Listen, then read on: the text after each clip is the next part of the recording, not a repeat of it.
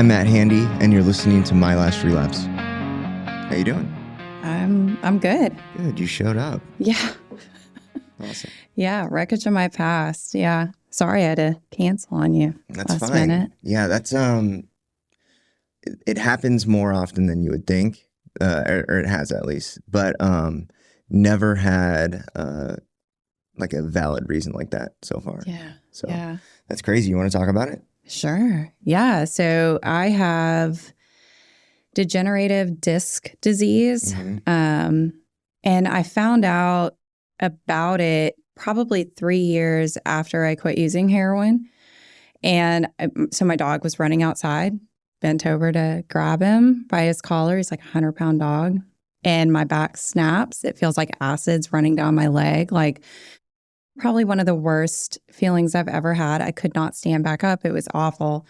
And I get rushed to the emergency room and the doctor does the MRIs and everything. And he's like, you have degeneration in your back, which is typically something that happens for folks much older. But as he started evaluating and going through my past, he's like, this is from IV heroin use. And I'm like, dope. So this is something that happens every now and then. So you get like flare-ups with it. So it just so happened to be my time the day that we were scheduled to do this Wednesday.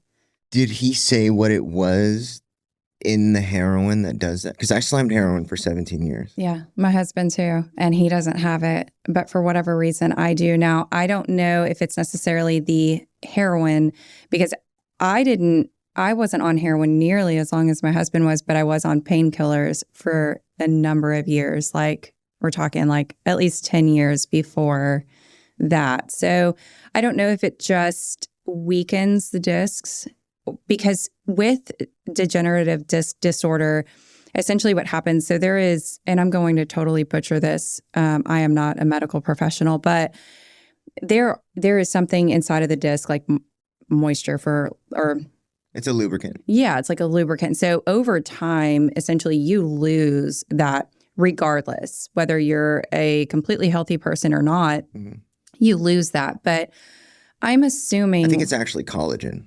Something. There's something in there that over time you lose it. And I think that the opiates probably didn't help.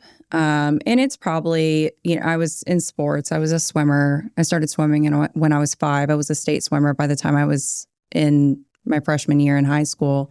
Me too. And dope. Yeah. And I water polo, really. So I swam to cross train. Okay. Gotcha. Now it was the only sport that I was any good at and just did it. But, I don't really know what, if it was just a matter of me being incredibly active to really nothing at all. And I had kids really young. So I think like there were just some things at play there. But here we are. And so essentially the solution is either, go ahead and have surgery or work out, which I'd much rather do the workout part, which I don't stay consistent with. Life is life. You get busy. So, yeah. Yeah. So my wife, it was the same thing, right? She, without like exposing too much of her story she, how do you say this? She had a lot of friends that were doctors. And these doctors would write prescriptions for her for like 10 years. That's all she did was pills. And then she met me and really accelerated her opiate issue. But I slammed heroin for 17 years. Now, I've met other people that have residual complications due to heroin use, but all of the bone issues that I've heard of have had to do with posture more than anything. Yeah. Because... And you see it with fentanyl addicts even crazier than with heroin addicts because heroin addicts, like, they nod out and they, like, fall asleep in weird, contorted, like, just crazy positions. But fentanyl addicts, you can see one walking down the street. They're completely hunched over.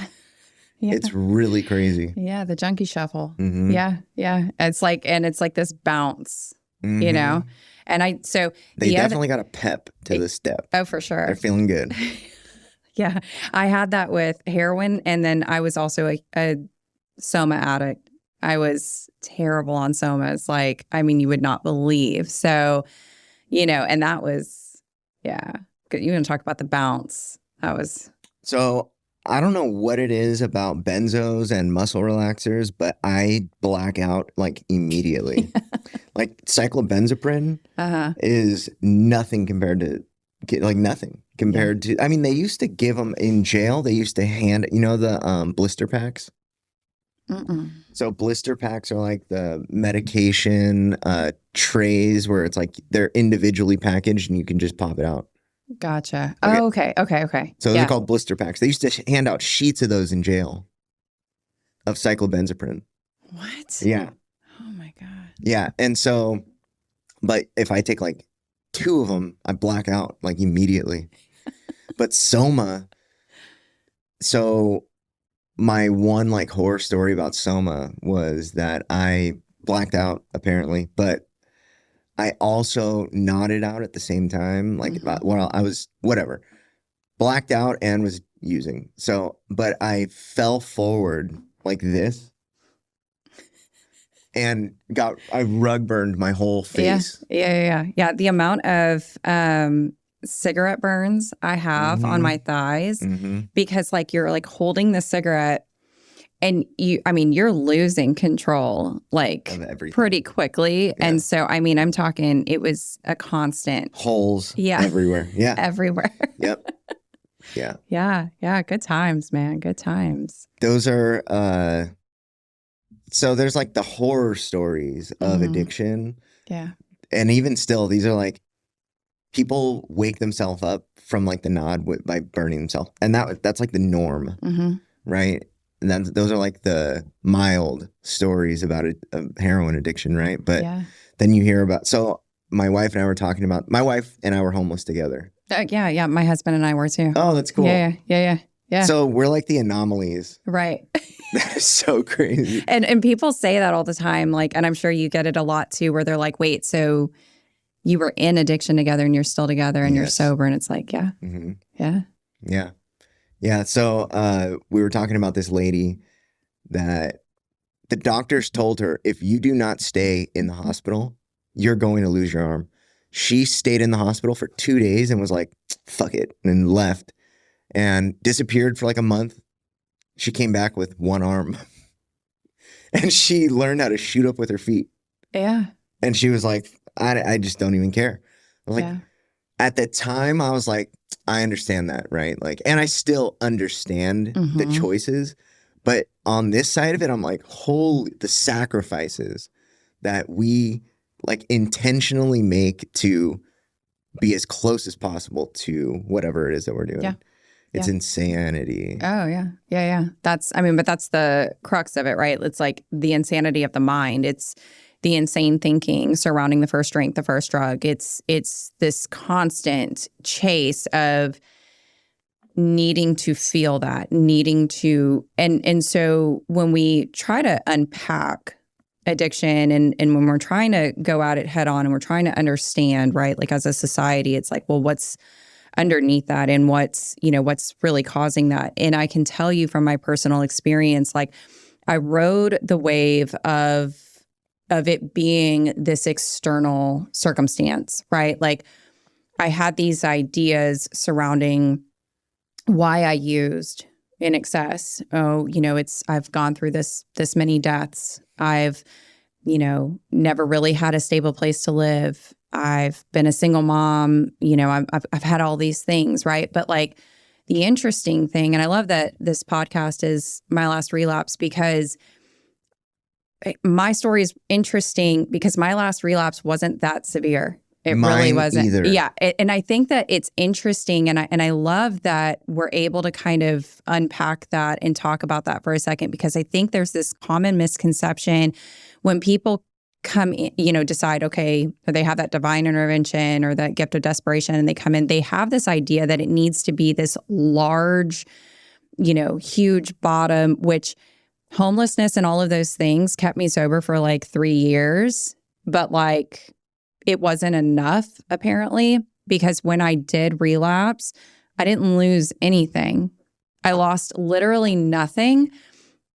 But there was something internal that had happened to me very different than just experiencing homelessness and like really wanting to not bathe in a car wash anymore. Like there was something interesting about that. So I say all of that to say, like, the underneath, it's like I had these fixed ideas around what the reason was that I drank it. But then after like coming into a 12-step fellowship and like hearing other people's stories, I'm like, but you didn't lose shit. Like, so we have this common bond, and so trying to figure out what the reason was interesting. And the reason is super simple. It has actually nothing to do for me, it had nothing to do with my life and what it looked like and what I went through and all of this. There's something physically and mentally different with me that causes me to use the way that I do, right? There's that insanity of the mind. There's the mental blank spot around,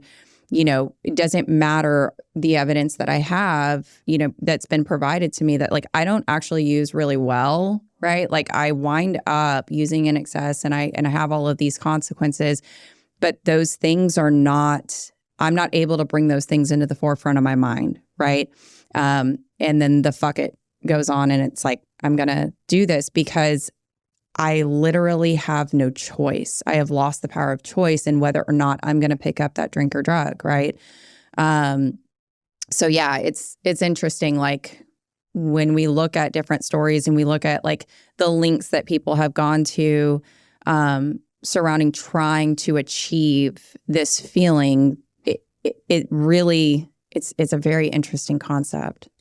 Yeah. So this is called My Last Relapse, right? Because it was the most pivotal experience I've had in my life. And it was historically my shortest relapse. And I didn't lose anything in the same way that I had lost everything else previously. And it's funny because I was clean for 3 years. Yeah. And I had built up all these experiences in sobriety, right? And there's a lot of misconception around what relapse is, where, rock bottom is a very individual and subjective thing because people think they hit a rock bottom and they hit a rock bottom, but not the rock bottom, right? You can always go lower, always go lower. Yeah. And so I tell people like rock bottom is a really shitty place to be, but it's an amazing foundation to build on. But you think you hit rock bottom until your addiction throws a jackhammer at you and tells you to keep digging, and you can. But my last relapse was nothing compared, and so consequences, right? By the time I was 21, I had lost a marriage, lost a kid, been to prison, got out of prison and was heading back to prison, OD'd, been alienated from my 9 siblings that are all younger than me, my family.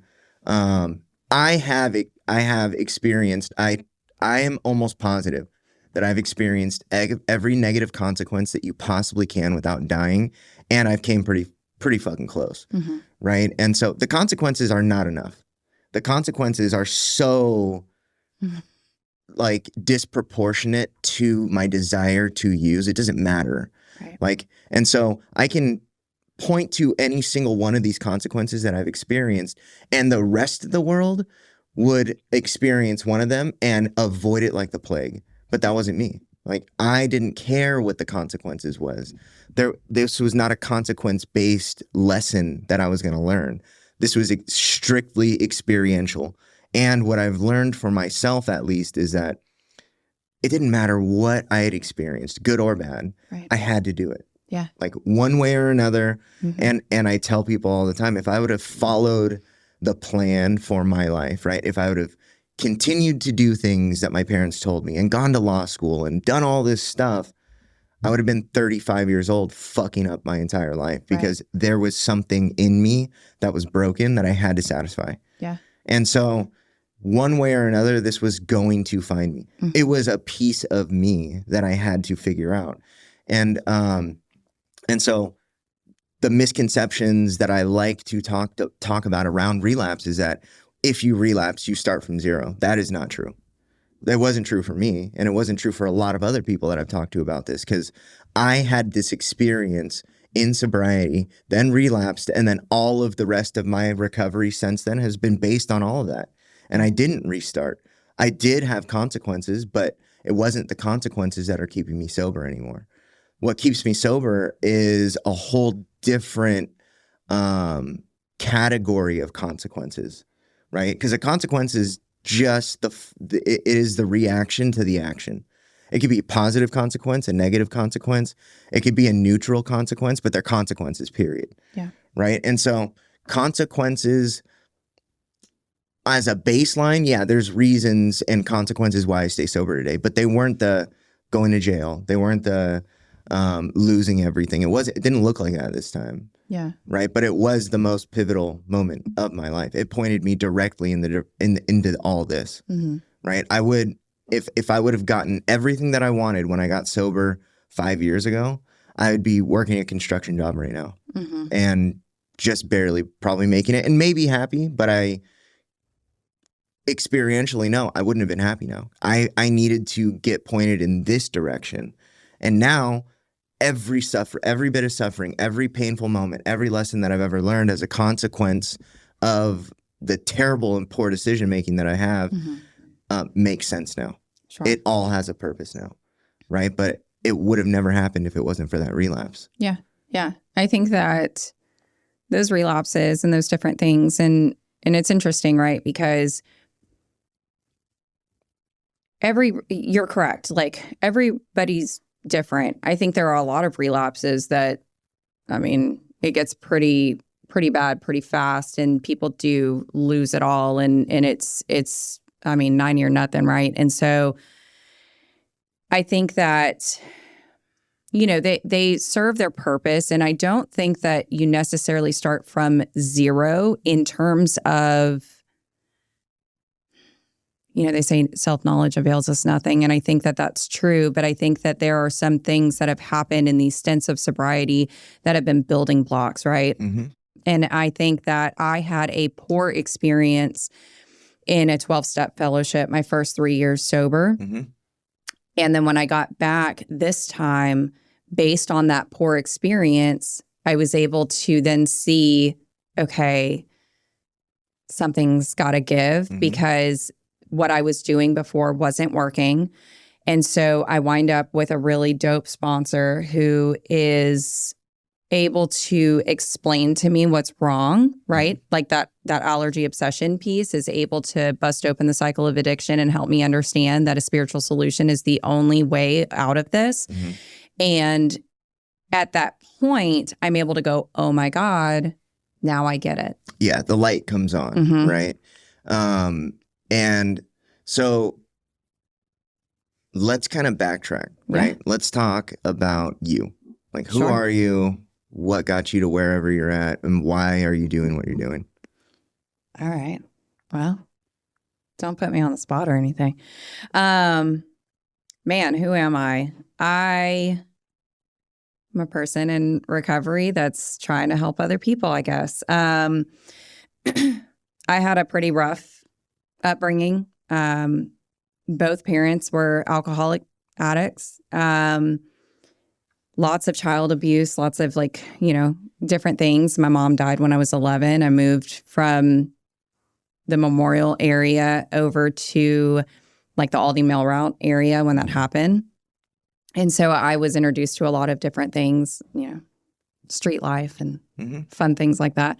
I got pregnant by the time I was 16. I had 3 kids by the time I was 21. And after I had my third is when I really started using. I had been drinking pretty heavily prior to that, but started using, around that time. And what I found was that unlike alcohol, pills, I knew what I was doing. My kids were no longer driving me crazy. I felt pretty decent, right? And that went on for quite a while, and I eventually lost all of my kids. My son has a different dad than my daughter's, and my daughter's dad had been long gone out of the picture wanted nothing to do with them. Son's dad, however, was still trying to actively be involved, and and he was kind of jacked up in his own right, but not as bad as me. And ultimately, I lost my son to him through the court. Nobody was there to fight for my girls. So the girls went, when I lost them, I essentially just gave them away is what happened. I called their aunt. I was like, hey, it'll just be a year. Mm-hmm. I just need a year to get it together. And that year turned into 4 because, right, like the kids were kind of like in the way. If I'm being totally transparent, like it's incredibly hard to maintain and have kids around. Absolutely. Like that's a tough draw. So I really gave them to her with the true motive in mind of like, I want to get better and I want to get these kids back. But like, yeah, I'm sure if someone hooked you up to a lie detector, you would have passed with flying colors. Yeah. Right. The intentionality will never be enough though. Right. And these are crossroads that you hear about constantly, right? Where it's like you've got a mother who's actively addicted, and if they don't make that almost selfless decision to let their kids go somewhere safe, the kids get fucked over in that situation so hard. Yeah. So it's like, that's a lot of people who don't understand what we go through or the decisions that we've made or addiction at all will look at the situation and be like, she did what? Right? But the reality is it probably wasn't easy, but it was the best possible thing that could have happened for them at the time. Absolutely. For sure. Yeah, for sure. I mean, there was, without going into too much, like there were just there were just things that like even in my fogged, addicted mind, I was able to go, okay, like this is fogged. Yeah. And like these kids deserve better. Now, my son, different situation. I met up with his dad. He was like, hey, I really want to get him for the weekend. And I'm like, have this prideful piece of me where I'm like, well, just for the week, as if I have him in it. Like literally we were living with one of my dealers. Like that's where I had my kids. And I'm like, yeah, you can have him for like the weekend, but like only the weekend. Well, I went and met up with him at a Burger King and I got served with papers and I never saw my son again. I still don't have my son to this day. And so shortly after that is when I made the phone call. Like it became very real, like this is bad, And so my girls go and live with their aunt. I'm now kid-free where I can kind of breathe a little bit. It's not just about breathing and being able to go, okay, I can like use freely. It's like I can breathe knowing my kids are safe. Yeah. And it's tough, right? Because it almost gave me even more of an excuse to continue to get loaded just that much more because the pain is so great. And you don't understand why your kids aren't enough. You don't understand why you continue to get in relationship after relationship when you should be focused on probably getting sober and getting your kids back. Yeah. But it's like I'm in this cycle and I cannot break out of it. And it's just this 4-year bunch of bullshit. Yeah. And I wind up living with my other dealer. And she's God rest her soul, she's dead now. But she winds up becoming my best friend. She was like, okay, you're going to live here and we're going to get you off of these pills and we're going to, and lo and behold, she's like taking them to. And then she's like, also, please go take all of these people to the pill mill for me once a week and like be in charge of this, but also don't use. And it's like, that's not a thing. Disconnect. Yeah. And so she did her best to try to help me. And she was actually the first person that talked to me about rehab. So like I tell this story, this really large story really quickly to kind of get to the piece of treatment. I was never introduced to treatment. I didn't know that rehab existed. I didn't know that detox existed. I didn't know that there were 12-step fellowships. How old are you? 38 now. Okay. Yeah. All right. So when we were kids, treatment was way different. Yeah. And parity didn't come around for until we were adults. Mm-hmm. And so, yeah, access to that level of care was expensive, and it was like a secret society. Yeah. Right. There was in the hierarchy of drug addicts, there are the drug addicts that know about treatment because they can afford it. And then there are the drug addicts that are forced into it because of courts. Yeah. Yeah. Right. Those are the two treatment people. And then everybody else is just living or surviving, really. Right. Yeah. Yeah. And it's like, it wasn't just that. It was also, I think, the type of people I was exposed to were also drinking and using the same way as me. So it's not like I was ever going to really be faced with somebody saying, hey, I think you have a problem, right? Like that was never the case. And I was a person that I worked in strip clubs. I either waited tables or I was a hostess at the door. And so in that lifestyle, you're also not going to be exposed to people that are going to be like, hey, so noticed you were like nodding off. Like, you know what I mean?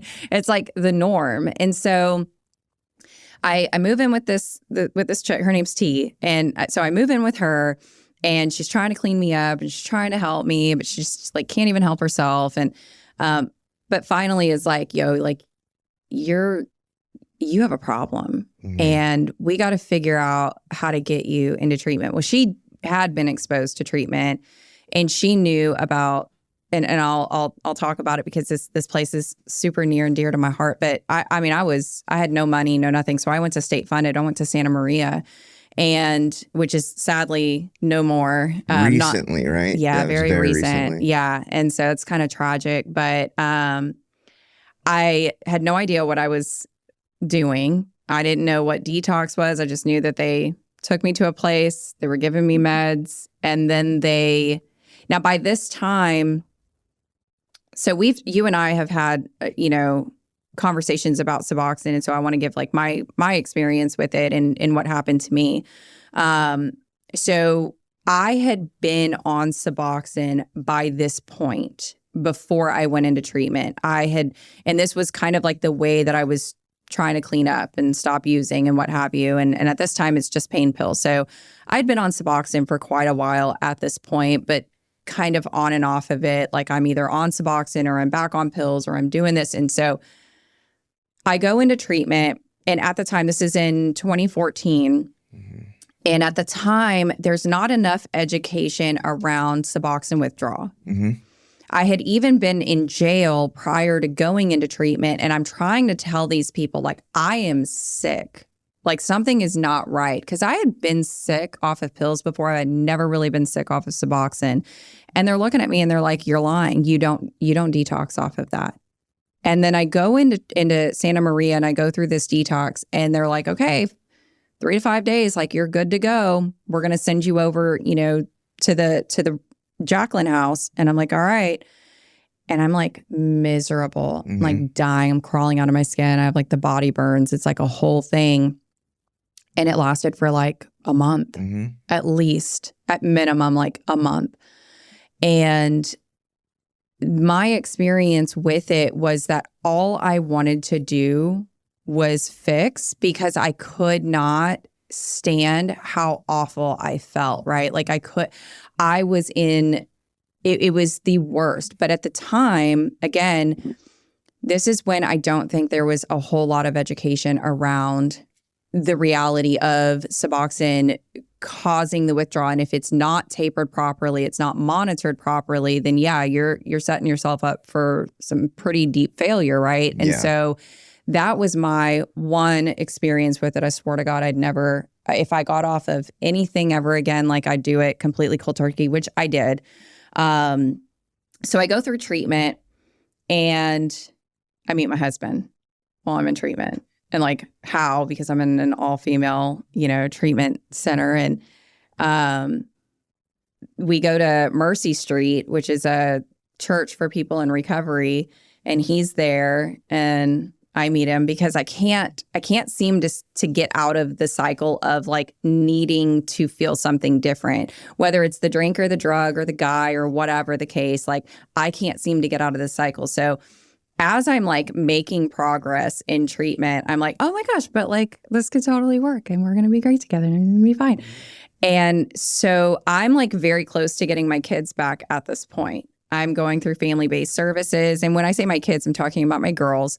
I'm going through family-based services and I just decide like this is more important and get with husband. I move into an Oxford house from treatment. I get successfully discharged. I now move into an Oxford house where our relationship really picks up. And ultimately, I relapse with him. And lo and behold, I'm a full-blown heroin addict. Mm-hmm. Yeah. Yeah. So at the time, 2014, Suboxone was being used as just a detox drug, right? And the education, I'm sure that there was a lot of studies into this, but the treatment industry at large was not aware of a lot of what Suboxone's potential is. And, let me preface all this by saying that Suboxone probably saved my life, right? Yeah. And so, but with the scientific advances and the industry advances and what happens with detoxes just in general, right? Detox in general is so much better understood today than it probably has ever been. And it probably gets better understood every day at this point, right? Sure. Dr. Shah, he oversees detoxes, right? But his whole thing is the prevention and prediction of relapses. Right. Right. And so my Suboxone success also came with some very scary situations because I was on Suboxone for a year and 2 months. I went into detox, to Dr. Shah's detox, surprisingly, of all things, is how we first met. Right. And then fast forward, like he's my medical director. So that's pretty cool. But go into detox. They do a very thorough assessment of me and where I'm at and what I'm doing and how much and how long. And they're like, okay, they put me on, it was like 4 milligrams in the morning or 2 in the morning and 4 at night. Right. So 6 milligrams basically. And then I go from detox to treatment. I think the day after I got there, I went from 6 to 24 milligrams immediately. Wow. And stayed there. So at this point, I am determined. I am going to stay sober. Like the experiences that I had, like internally and externally and like all this stuff, I was like, okay, I understand now. Like I'm staying sober, but I'm on Suboxone. And I know this is a very slippery slope. So I'm like, okay, this is what I'm going to do. I'm going to continue getting prescribed 24 milligrams, but I'm going to taper myself down. Because I don't want to deal with their doctors, although they may be well-intentioned, do a lot more harm than it's in addiction medicine, especially because to get an MD, do you know how much addiction medicine training you get? How much? 6 hours. Out of the 12 years of training, you get 6 hours. So unless you're an addiction medicine specialist, you're getting 6 hours. Wow. That's it. So, and then when you look at like the big picture of big pharma, there's a lot of incentivizing going on behind these medications. And so anyway, I'm in this predicament. I'm like, I'm not going to taper with the doctor. I'm going to taper myself. And then when I get to that point, I'm going to tell the doctor where I'm at.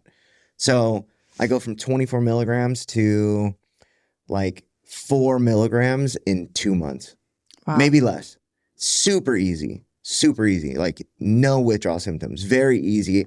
I made like a schedule and I dropped down every week like clockwork and it was easy. And then I got down to 4 milligrams and then I told them, this is what I'm doing. And they were like, why didn't you tell us? They're like, you need to send back all of the stock medication that you have and we're changing your prescription. It's like, okay, whatever. That's fine. Like I got to this point already.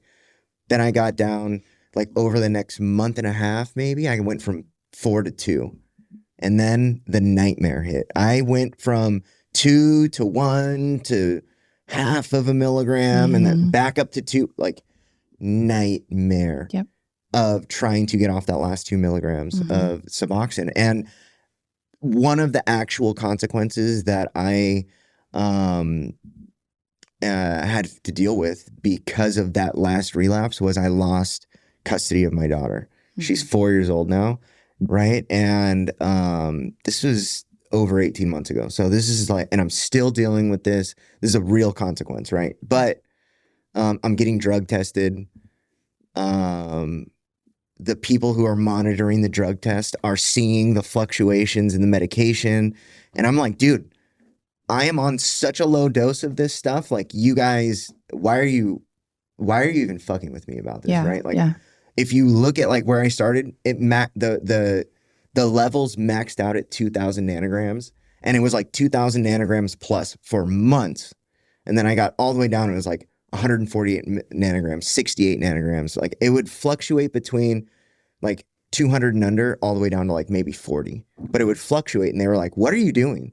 I was like, man, I do not know why, but I cannot get off this. And they were like, look, if you don't get off this, we're going to start counting them as dirties. I was like, so now I'm in this situation where I'm like, holy fuck. Like, these people that are pushing these consequences on me have no clue what they're talking about.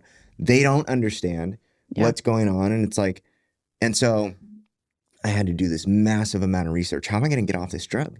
I told them I was going to get off in March. It's now July. They gave me till May. If I don't do something now, I'm going to have consequences where my daughter and like all this stuff's going to start happening. So I was like doing all this research on the withdrawal, and my fear and the fear for opiate addicts around this withdrawal is if I get to a point where this is unbearable and I don't have the medication, I'm going to go pick up heroin. I know that is the slope that I'm on. So I was like, fuck, like, what am I going to do? And it got to the point where I was so desperate. I was calling doctors and like trying to figure stuff out. And then I read an article on Reddit of this guy. He was like, I got one Sublocade shot. I was down to 2 milligrams for 2 years, couldn't get off. I took one Sublocade shot and never looked back. Wow. So I was like, oh.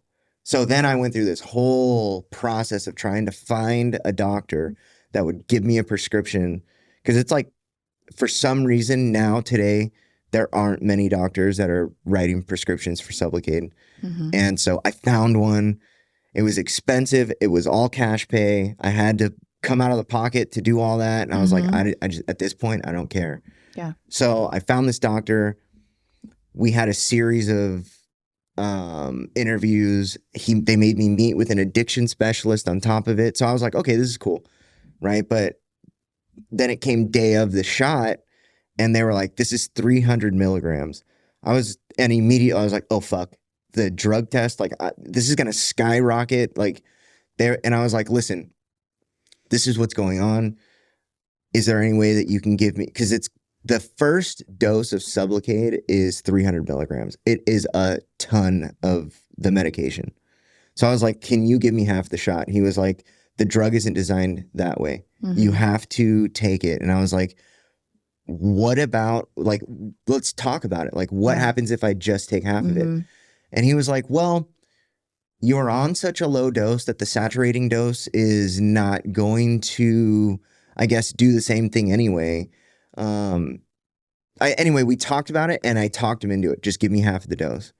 Right. And so he gave me half of the dose and I never felt any withdrawal symptoms. Like, that was it. Wow. I never had that thought again of like, am I going to end up relapsing because of the withdrawal of this medication? Yeah, but the problem and so, but do you see the links you had to go to? Absolutely. To like find that, and even worse, like, I was not a person that could have afforded, right? Like, I wasn't a person that, and so I think I see that more often where, you know, people don't really know what the solution is. And it is miserable that, I mean, the whole story you're telling is literally, I mean, I've heard it a million times, right? Yeah. And what winds up happening typically is people do return to use 9 times out of 10.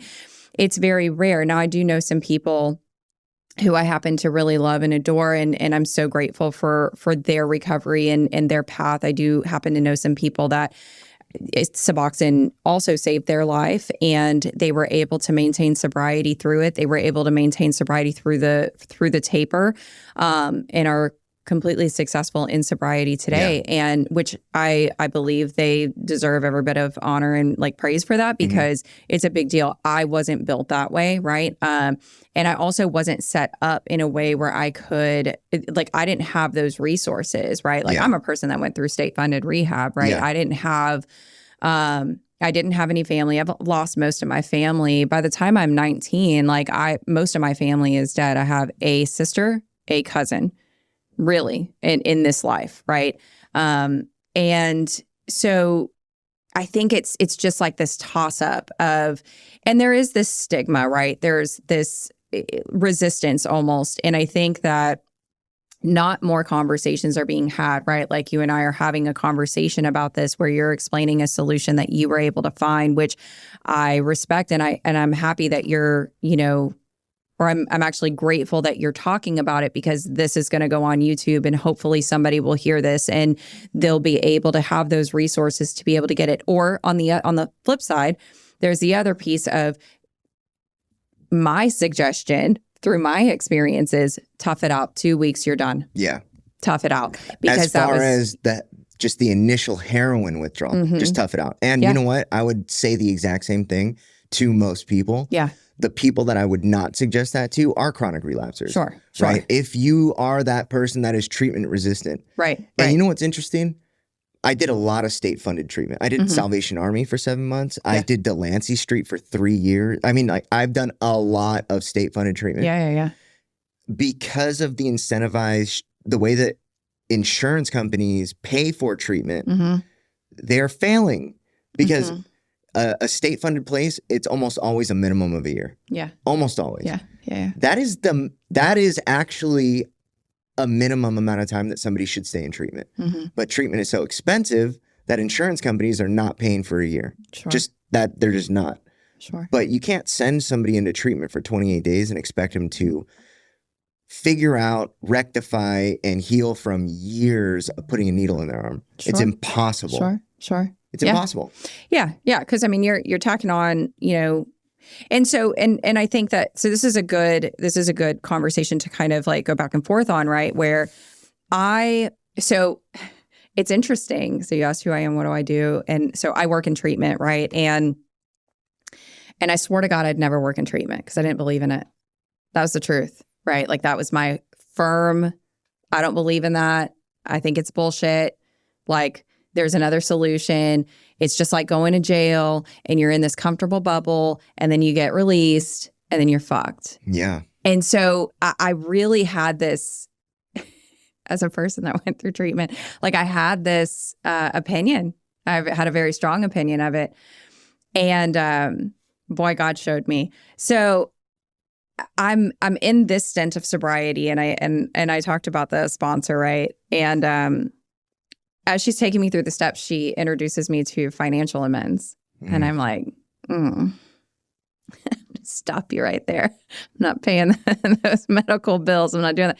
She's like, yeah, no. So you are, because we don't dodge our creditors. And not only that, that son that you lost through the court, you've racked up a pretty hefty back child support. And I'm like, yeah, but like, I don't get to see him. I have no right. Like, I had all of these arguments as to why I was not going to pay this. Yeah, like, and they were darn good arguments too. I was justified and I felt good in it, right? Yeah. And she's like, yeah, so you don't get to get away with that. You don't get to have the gift of sobriety and have freedom and behave that way. Yeah, it is the accountability of... So the rest of the world, so people in recovery have, I think, the highest level of accountability of anybody else. Right? Because the rest of the world can fuck people over and do shitty stuff to people and still live in their mansions and drink on the weekends or drink every day and keep their families, and their kids love them and all that shit. And it's like, yeah, but you're a shitty person. Right. But not us. We cannot get away with that stuff. We don't get to skate on that. We don't really get to make a whole lot. There's not a whole lot of room for error. Yeah. Right. And so I had to I was like, yeah, but I'm not super willing to do this. And she's like, yeah, cool. So pray. You're going to pray for the willingness to do this. And I'm like, not to. And I fought it, dude. I fought it the first at least year and a half of my sobriety. I fought it and I would not pay it. I was like, I'm not doing this. And I don't know what it was. I had a friend that came over and my husband's in the roofing industry. He's in roofing sales and I did that with him for a time and it was cool. But I had a friend come over and she was like, man, I really think you should work in treatment. I'm like, no, I'm not doing that. I don't believe in that stuff. And I don't know what it was, man. I just started praying about it and God was like opening these doors. And I wound up working for $17 an hour in an admissions position, which I just showed up to work happy every day. I was like, whatever, I'm just going to do this. And as I'm working in this, and this is solely to pay my financial amends, by the way, right? I go get this. I'm like, I need to get a job. This roofing thing's not sustainable. I'm at a willing place and I'm ready to start paying this amends. I just need to get a job and maybe I can be good at this. How did you get to that point from absolutely not to, okay, I'm willing to? Facing consequences, financial consequences. Yeah. So I was saw it understanding the healing that comes from facing other consequences that you were like, okay, maybe the financial ones are. Yeah. So I think I was facing consequences sober. Mm-hmm. And a lot of that was spiritual disconnection, certain behaviors cropping up again, financial irresponsibility, and then financial we were not in a good place financially. I got sober in 2020. So you think I got sober at a time when the world is shut down. My husband is a bartender. I'm not really working at this time, but my husband is. So he's not essential. So his bar shut down. A bartender in recovery. Oh, yeah. He still is. Yeah. Do you know how common that is? Oh, it's so common. It's so crazy. I worked in the bar industry too for 12 years. So you tack on the 7 years I was in clubs and then hopped over to being a bartender. The first time I was sober, I was in the bar industry. Yeah. And so a lot of people are like, how do you do that? And it's like, well, it's not really that big of a deal. Yeah. Because when you're doing the deal, it's really not. It's kind of for sure. Whatever. For sure. I think it's a lot easier when you're a drug addict to be a bartender. Oh, sure. Because I hate drinking. Well, I'm also Asian. I'm a good amount Vietnamese. Yeah. And so I have an actual allergy to it. Aside from the alcoholic allergy, I have a physical, biologically, and so when I drink, it's painful almost. I get puffy and red. Mm-hmm. It's uncomfortable. It tastes disgusting. I don't know how anybody could like the way it tastes, but it tastes disgusting and then you feel like shit the whole next day. And because I can't really what it is I can't process some of the enzymes. So I get drunk off a 24 can. I get drunk so fast. Yeah. So it just, everything about it is so gross to me. And so it's really easy for me to be like, I don't drink. I've never liked I didn't like drinking in high school. Yeah. But that's also why I was slamming heroin in high school. Yeah. So. Yeah. It's, and the thing is, I had a poor reaction to alcohol too. It didn't stop me from drinking. I wish I could sit here and say that it did, but it didn't. But the hangovers were so bad. It was to the point where if I knew okay, I'm going to drink. I took Xanax before I went to sleep to not have those hangovers. It was miserable. So that's precisely why once I started using pills, I was like, this is it. Yep. Never doing that right again. Here. Yeah. This is the sauce. This is how I want to feel, period. So I got sober during COVID. Mm-hmm. And so finances were trash anyways at that time. And I think just trying to dig our way up. And so this is when we're introduced into roofing about 30 days. So my husband and I have the same sobriety date. And so we're introduced to roofing pretty early on in recovery, which I swore to God was a pyramid scheme. I was like, this is crazy. Were you doing the door to door? Oh yeah. Yeah. Oh yeah. I did that too. Yeah. Oh, Yeah. it's real, but it's a real job. My husband still does it. He's a very There's successful. really good money in it. Oh yeah. He's very successful at it. And he's got a whole team under him. He's a sales manager now, and he does really well. But like, it just wasn't my jam. Mm-hmm. It was not something that I was interested in. And I've done that most of my life. Like I've struggled to find what my niche is and what I'm good at. And everybody does. Yeah, that's why everybody hates what they do.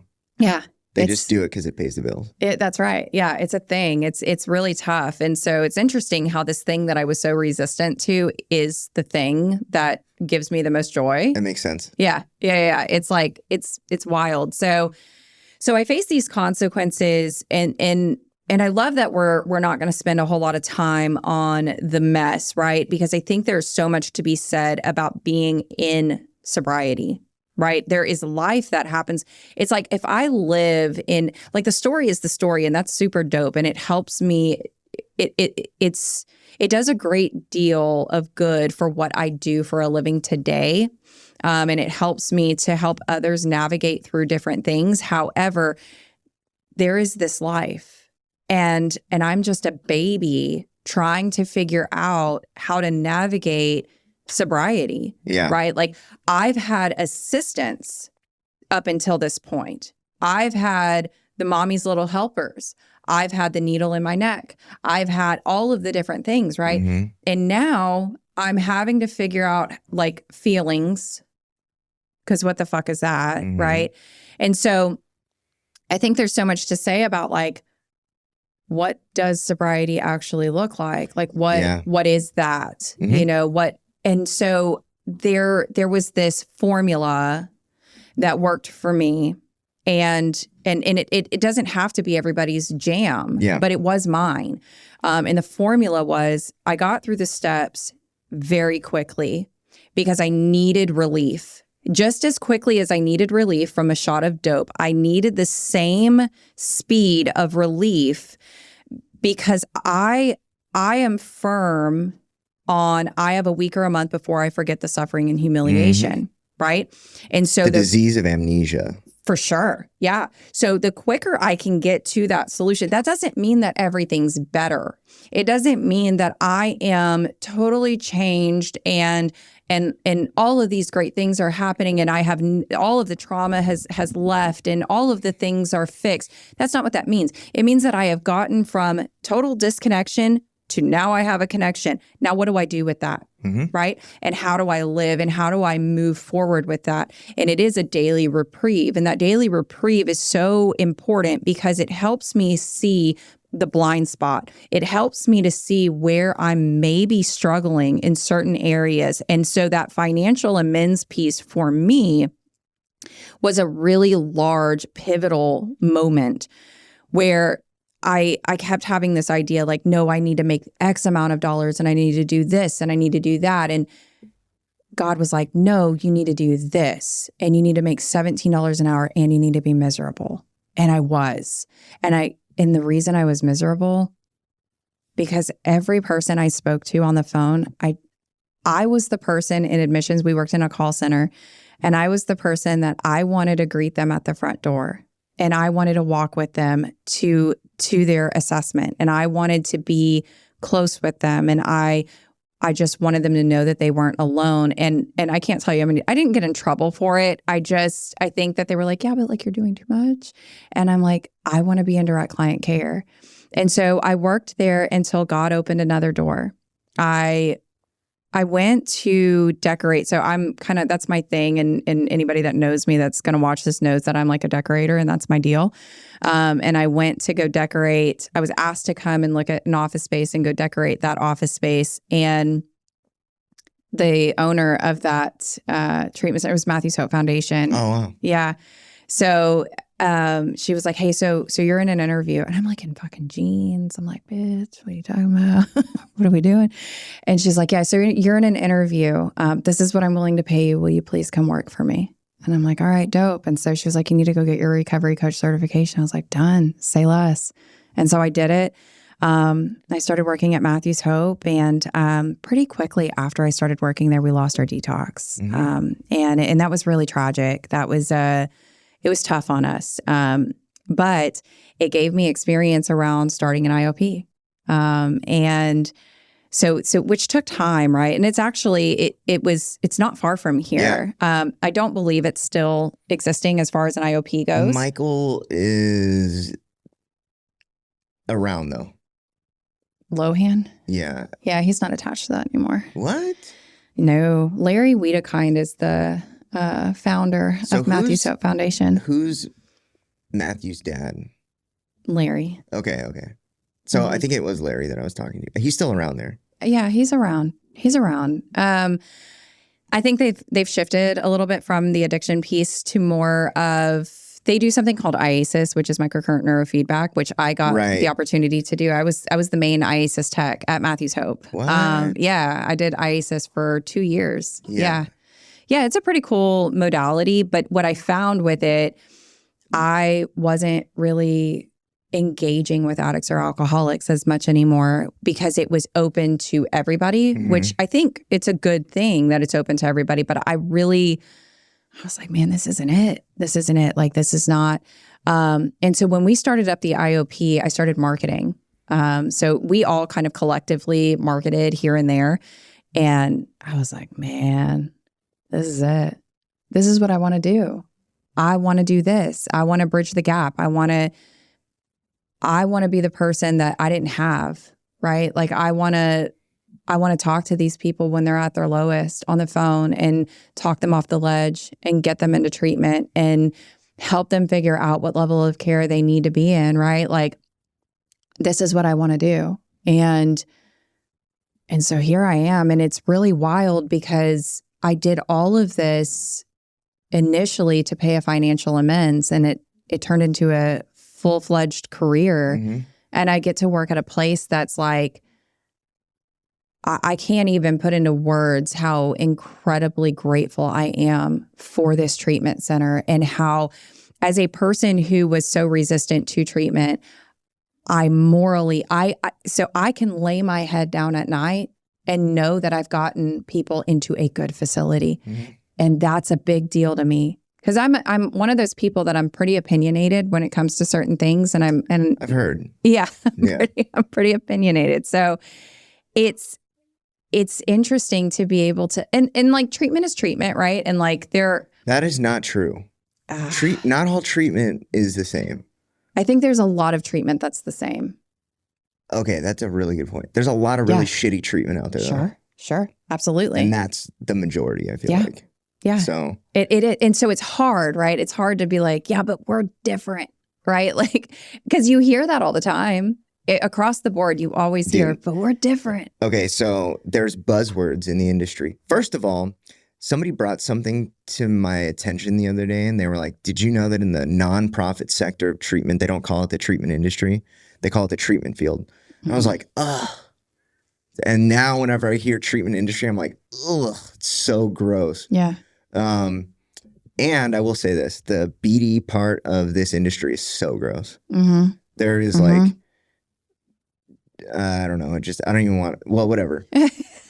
We can open it. You want to open that topic? Because a lot of the people that have come on here are BD reps. And I'm not talking shit about them. I'm just talking about, this is a thing, okay?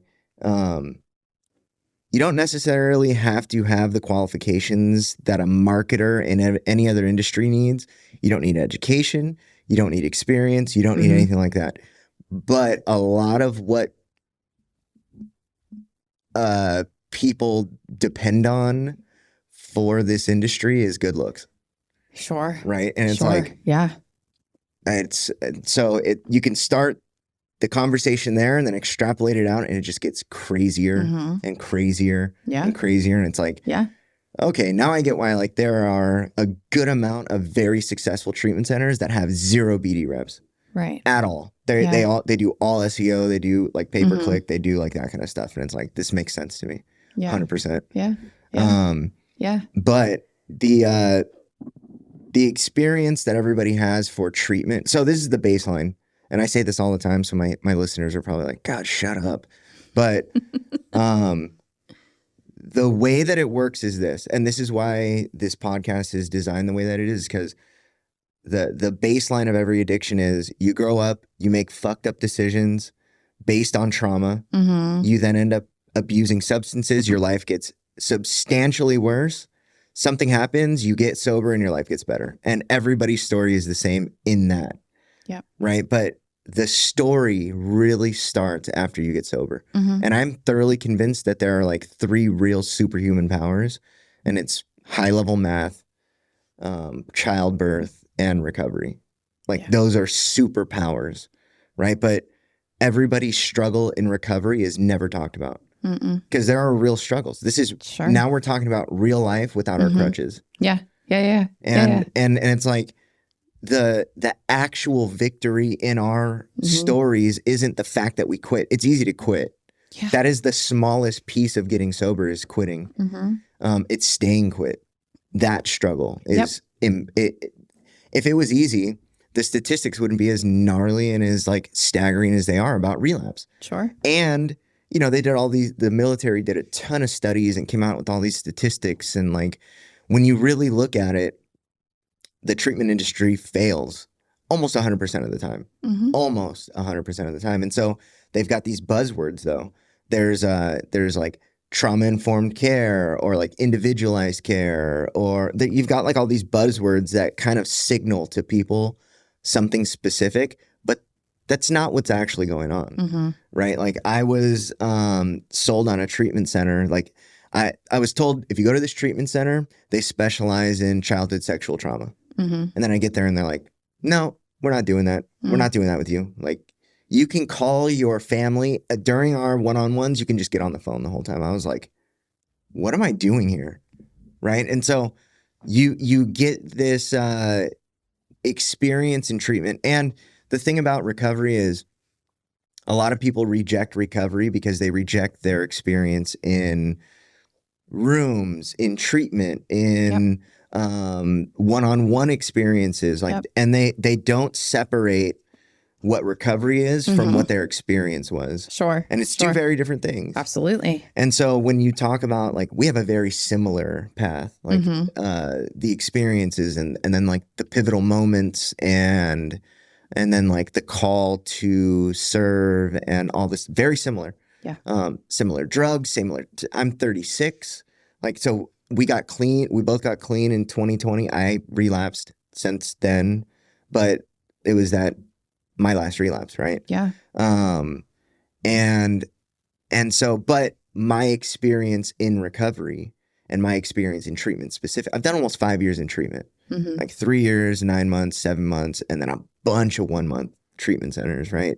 And the disconnect between what goes on in expensive high-level treatment and the like dichotomy about what goes on in those treatment centers and then the work therapy treatment centers, the Synanon treatment centers, the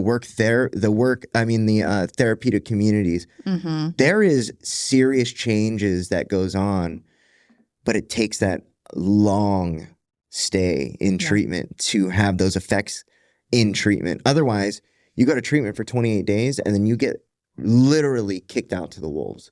Yeah. Right. And if you're not committing to aftercare, if you're not committing to PHP, if you're not going to IOP after that, if you don't participate in an alumni program, you are literally out there with no direction. And you can go to meetings and it works for as long as you stay motivated.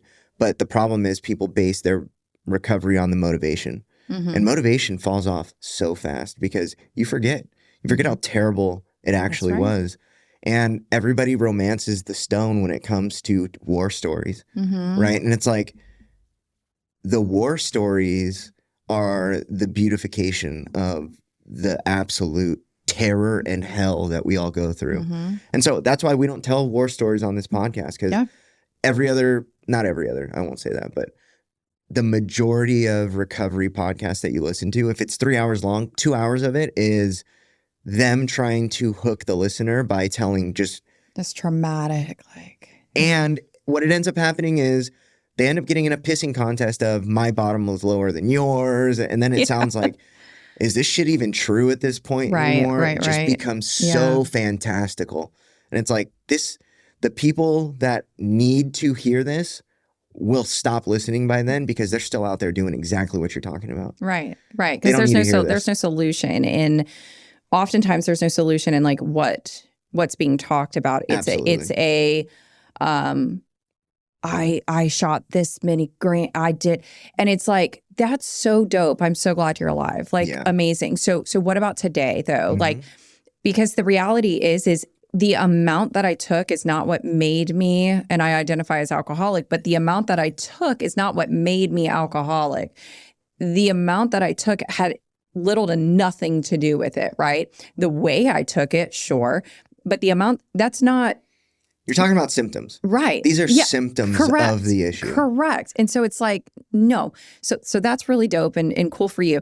But I'm interested in figuring out how to get into the solution, because we've talked about this now a couple of times. It's like the we forget, right? There's this blank spot that takes place. So treatment, right? So we're talking about length of stay and some different things where we may have some difference of opinion in terms of like what helps somebody maintain sobriety, right? Like getting out. Now, I believe... No, we don't. I believe, well... We don't have a difference. I don't disagree with the 12-step programs. I disagree with forcing people to continue to try something that's not working. Sure. That's all. Right. But I am thoroughly convinced that there is success in the rooms. Yeah. I have not, actually what it is my experience says that there is other solutions as well. Sure. That's it. Yeah, sure. There are other pathways, and I believe that wholeheartedly. I do also believe that, like, not everybody belongs in the rooms. And you and I talked about this the other day, but like not everybody belongs in the rooms of Alcoholics Anonymous or of Narcotics Anonymous or of wherever, right? Whatever fellowship we're going to talk about, right? Not everybody belongs there. And there's certain things in literature in each fellowship that kind of help somebody deduce whether or not they're even supposed to be there in the first place, right? But we don't do a good enough job educating. When I worked at Matthews Hope, one of my positions was to teach Big Book, and I loved it. I loved every minute of it. Why? Because I was able to educate, and there were a lot of people that did not relate, and I knew that I did my job. So I also, as a full-blown heroin addict, hate alcohol, identified as an alcoholic when I was participating in 12-step meetings because of the complete difference in how serious people take the program and the integrity in the rooms. Sure. Right. I found that I could not successfully attend NA and stay sober. Sure. It couldn't. And so I identified as an alcoholic. Yeah. And that could also have contributed to the experience that I had because I was not respecting their traditions. I still changed my language to fit their traditions, but I was not really one of them. Did you feel like a fraud in the rooms? I was told constantly because I was on Suboxone that I wasn't one of them and that I shouldn't. Was this speak. here? Or this was here. Interesting. This was here. But I had the same experience in California too. Okay. But the problem was I needed to save my life and I needed it faster than you were going to accept me. Sure. And so that's why my path diverged. Yeah. That's it. Sure. But I love the Big Book too, right? I've read it more than 10 times. I stopped counting after that, right? And I love the history of the program. But the problem, I shouldn't say it like that, but some of my issues with what actually happens is there is dogmatic belief systems that people just adopt. And it's like people do not buy into what is being sold. They bought into what they're being told. Right. And it's like, if they don't understand what's actually going on, they're going to relapse. You can't just take what the person in front of you said and tell it to the person behind you and expect that that's enough. Yeah. It's not. You have to understand what's going on. And so I love the book. Yeah. Right. Yeah. There is so much in the book that can save someone's life. Yeah. And you said earlier that you did your steps as fast as you could. Yep. I've never understood it where somebody can get stuck on their 4th step for 3 years. Me neither. Because I need relief. Yep. And originally when Bob and Bill were doing their thing, It was 15 minutes. You did your steps in 15 minutes, and then you went to the room next to you and started doing the work with someone else. And back then, what do you know the statistics back then of success? Dude, it was like almost 100%. Yeah. And look at it now. Yeah. And it's interesting because there's a lot to be said about that. There's a lot of opinions about it, and none are true. The only true thing about that as to why it looks very different is because treatment, judicial system, and people being forced into the rooms that don't belong there. There's been things that have trickled down into the rooms of 12-step fellowship that don't belong there. People have muddied the culture of what it actually was. Yeah. And I tell people all the time, if Bob and Bill magically appeared today and they went to a random room, they would not recognize it for what it is. Not at all. Not at all. And so in the preface, it says that it's, the literature is fundamentally unchanged, and there's a reason for that, right? Because the solution is still the solution. No matter how you flip it, I don't care how far down the line we get, the solution is still the solution. And that's what I had to understand, right? Like when I came in the first time, there was this, I was never really introduced to the literature. I picked up all of the cliches. It was the put the plug in the jug. It was, you don't have to drink today. It's like, but like, actually, fuck you, because I do, because I've lost the power of choice. Like, I'm so glad that you were able to play the tape through, and that you were able to put the plug in the jug, and that you had the self-will to do that. But the literature tells me very clearly that I do not have that, that I am broken in the way of having the self-will to stop and stay stopped, right? I don't identify as a hard drinker. I identify as a real alcoholic, right? And so I had to really go through those things, and I had to have somebody break that down to me and help me understand it for what it was. And the way that I take people through is the exact same way that I was taken through that time with that sponsor. And it's what I have found to be the most beneficial. I don't slap it on them and say, now go. I'm spending ample time when I meet with somebody. I make that time because this sobriety that I have is a gift. And what am I doing with it if I'm not giving it away, right? I've heard a lot of folks, and this is fine, like to each their own, but I've heard a lot of people that work in treatment that, it's like, well, that's my recovery, and that's dope for you. I'm so glad that works for you, but it doesn't work for me. I still have to have the altruistic piece, right? I cannot gain a paycheck and say this is enough, and I'm feeding, somebody, and I'm giving what away? You're getting paid for that. Yeah. Right? I have to give it away selflessly. I have to have this voluntary action and know that I'm doing for somebody what was done for me freely, right? Like I can't collect a paycheck for that. And so we're talking about like sobriety straight up, right? And like real sobriety. Yeah. So Dr. Shaw, there is how it works, but where is the why it works? Right. Right. It is much easier to sell somebody on why instead of should. And for me, you could tell me till you're blue in the face, you should do this, but unless I understand why, I'm not going to do it. Sure. And so one of the beautiful things about what Dr. Shaw does is he tells you, go to AA because I need you to address your biological problem, which is ultimately the scarring of the amygdala, which is caused by trauma. And the scarring of the amygdala causes a chain reaction that creates an escalation and this cycling mood distorter that once we're in this escalation, we have to quiet the amygdala, which means what this really looks like is you get into that fear and next thing you know, you're picking up and you have no clue why. Sure. Right? But what he says is go into these rooms because you need a safe place. You then need to build trust with people, which ultimately then you can exchange oxytocin, and then you get to rebuild your prefrontal cortex. Right. Right? When he said that, I was like, fuck, if you'd have told me this, I would have probably stayed going to meetings. Right? Yeah. And so now it's like, when you change the framing of why you're going from you're going because other people have stayed sober this way to we're going because you need to address these simple things, which they're not simple, but they're simpler when you break it down like that. Well, now you can sell people on why you should go sit in this room. Yeah. Why you should do your 4th step thoroughly, because if you're lying, you're not getting oxytocin. You're being deceptive. You're not being fully open with somebody, right? Yeah. And now it's like, okay, this makes a lot more sense, right? And so his book is why it works, right? Not how it works.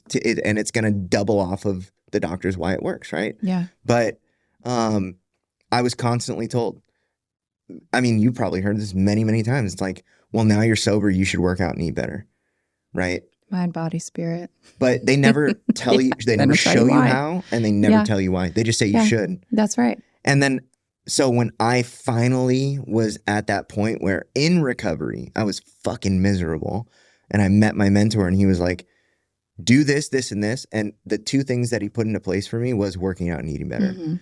And he showed me why and broke down why. And it's like, oh, right. And now I do it religiously. Yeah. Right. And it's like, but you could never sell me. I mean, I heard that for years, over a decade, on how once you're sober, you should work out and eat better. But there was no breakdown why. Yeah. It was always just, you should do this. Yeah. And for somebody who, you should stay away from drugs because it's going to ruin your life. Well, guess what I did? I fucking ran to them. Ran to them. So you can't sell me on should. Yeah. Yeah. I had every reason in my life why I shouldn't do these things, and I still did it. Right? So yeah, for sure. And I think that the literature is really great about saying this book is meant to be suggestive only, right? Now, does that mean that you can come in and just take what you want and leave the rest? Yeah. I mean, right. No. You can't cherry pick the you can't, easy parts. It's like there's a start and there's a finish. You got to go through in this order. I mean, it's structured. Sure. Very specifically. It is. And it's pretty genius how it's all written and it ties together, and you can cross-reference and like do all these different things. I've spent countless hours, whether with, sponsee or not, just like going back and forth, like, oh, that's dope. That was there. I mean, they talk about more will be revealed, right? And it's like every time I did my step work, definitely more was revealed. Always. Every time I read it, there was something new. Well, yeah. And it's like, if we go back to like unmanageability, right? As we're going along, my unmanageability today looks so different, like night and day different than it did when I came in, right? Like I was able to conceptualize like, okay,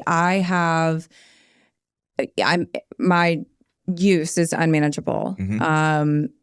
Like cleanliness or like whatever. Cause like these things like don't apply when you're drinking, using, whatever, right? So like I was able to have some pretty obvious things on that list. Whereas if you were to ask me today, what's unmanageable? My organization, doom scrolling, politics. Like, I mean, it's real different today, right? Like, I have a very different outlook, and life is just real different. So I think that's the importance of like addressing different things. It's not this one and done, we're good.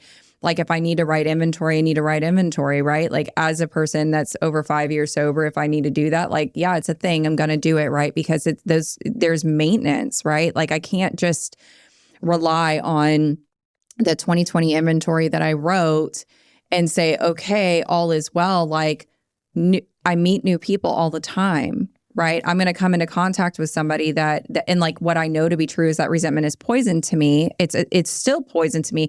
I'm not cured, right? Identifying as somebody who's recovered from a seemingly hopeless state of mind and body doesn't mean that I'm cured. But there's certain things that I have to do to maintain being recovered, right?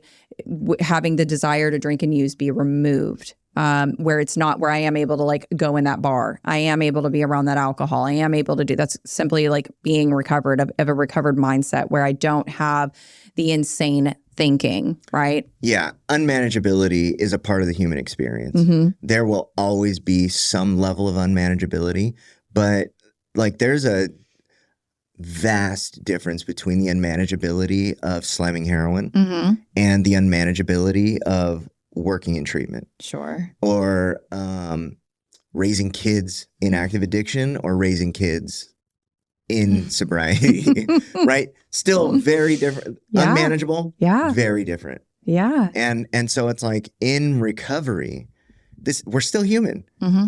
And we're hyper aware of a lot of the things that the rest of the world is not. And so when like, and the scary part is the consequences of not managing, Yeah. of not doing your daily 10 step or like whatever it is that you do that manages your unmanageability. If you don't do it, the consequences are dire. Mm-hmm. Like you can, and with the introduction of fentanyl to the drug supply. So my best friend, I robbed a bank and got sentenced to a 3-year program. He heard that I got sentenced to this program and went there. And so he was there like a week after I was, and we got clean together, and he followed me through this insane, just this whole process. Right. And about 2 years in, it was getting crazy. There was politics involved and just like crazy shit. And he was like, you know what? I'm good. Like, I don't need to be, I don't got 30 years over my head like you do. Right. I'm out of here. Right. But that point that he was at in his life was like, we had long discussions around him leaving, and it was like, do it then, dude. Like, if you understand that as long as you stay connected, you'll be okay, Mm-hmm. then okay. But he stayed connected and still relapsed, right? He was not managing his unmanageability. Mm-hmm. And what happened was my daughter's first birthday, we had like this party at the park, and he was supposed to come, and there was like a bunch of my friends that were sober came, like a bunch of my friends that were sober that were not sober like the last time I saw them, right? And a bunch of us knew each other, and so it was cool to like, there was like one would show up and it would be like a meeting of each other for the first time, even though we'd had this history, Mm-hmm. right? So, but he shows up after the party's over. Like literally we're all just like hanging out now. A bunch of people had left, but it's like my close friends and my wife's close friends were all just hanging out now. And he showed up. He had crashed his car. He's with his girlfriend. Mm-hmm. He had this like elaborate story about like what was actually going on. But all of us looked at him and immediately knew like this kid's on heroin, right? Mm-hmm. We were like this. So, but in my head, I was like, if I don't address this now, I can just ignore it. Right. And that's exactly what I did. And he was dead 3 days later. Yeah. And I never talked to him about it. And so now I live with this where it's like the introduction of fentanyl makes relapse Way extremely dangerous. Yeah. Right. And Mm-hmm. because of that experience, I have an obligation now where it's like, if I even think that something is it was very obvious he had relapsed though. Like there was no question. Yeah. Yeah. But I didn't say anything. Mm-hmm. And now it's like, what if I did? What if Yeah. I did say something to him? Would he still be alive? Like, what could have happened if I would have said something? Right. And it's like, but I didn't. And so now I have this obligation to say something whenever I even think something's going on, right? And this is just the built experience that I've had to go through in recovery that sucks. Mm-hmm. Because there are days where I do feel good. Like, I call his parents on his birthday and on the anniversary of his passing. And this last year now, they didn't answer on his birthday or on his anniversary. Mm-hmm. And so now I feel even more guilty because I think that, like, I haven't talked to them about this, right? But I think that they do blame me to a point where it's like, I understand why you would blame me because I talk about this openly now. Yeah. And they probably have a lot of pain around it. Sure. But I think that goes back to, let's kind of trudge back to the conversation that we had initially, right? Around consequences Mm-hmm. and jail and all of these different things. What I would suggest asking yourself is, what makes you think that consequence, the words coming out of your mouth would have been enough right? And so saying something may not have made a difference at all. So I'm, I'll deliver it to you the same way I would anybody else, right? Where it's like, if I believe that I'm beyond human aid, and I believe that, right? I don't know that it necessarily, because frothy emotional appeal seldom suffices, right? Ever. Yeah. And it's like, it carrying it kind of doesn't really serve any purpose. Carrying it in the way of, feeling like, you could have made some grand difference, right? Like, because if the roles were reversed, would it have made a difference to you? Possibly. Here's the thing. The reason why I constantly ask myself the question isn't because I think that I am so powerful that I could have changed anything. Right. My question is, did I fail in my obligation? To like speak up. Yes. Sure. Yeah. And I feel that, right? Like, but like, so the girl that moved me into her house and whatever, she was my best friend. And she was the only friend that I had. She was the only person in my life that had not turned her back on me, right? Like, despite the mess and all of the things, but like, she reached out to me. I was already sober by this time. She had reached out to me. She was like, I really, need some help. And I haven't really talked much about my husband and I being homeless and the family that like picked us up off the side of the road, didn't know us, moved us into their house, and we lived with them for a year. But so she had heard about that, and she was like, do you think that they would talk to me? Do you think like I really need help? And I'm like, yeah, dude, like whatever. But at the same time, it's like I can bring a horse to water, but I can't make them drink. And like I laid it out for her, and a week later she was dead.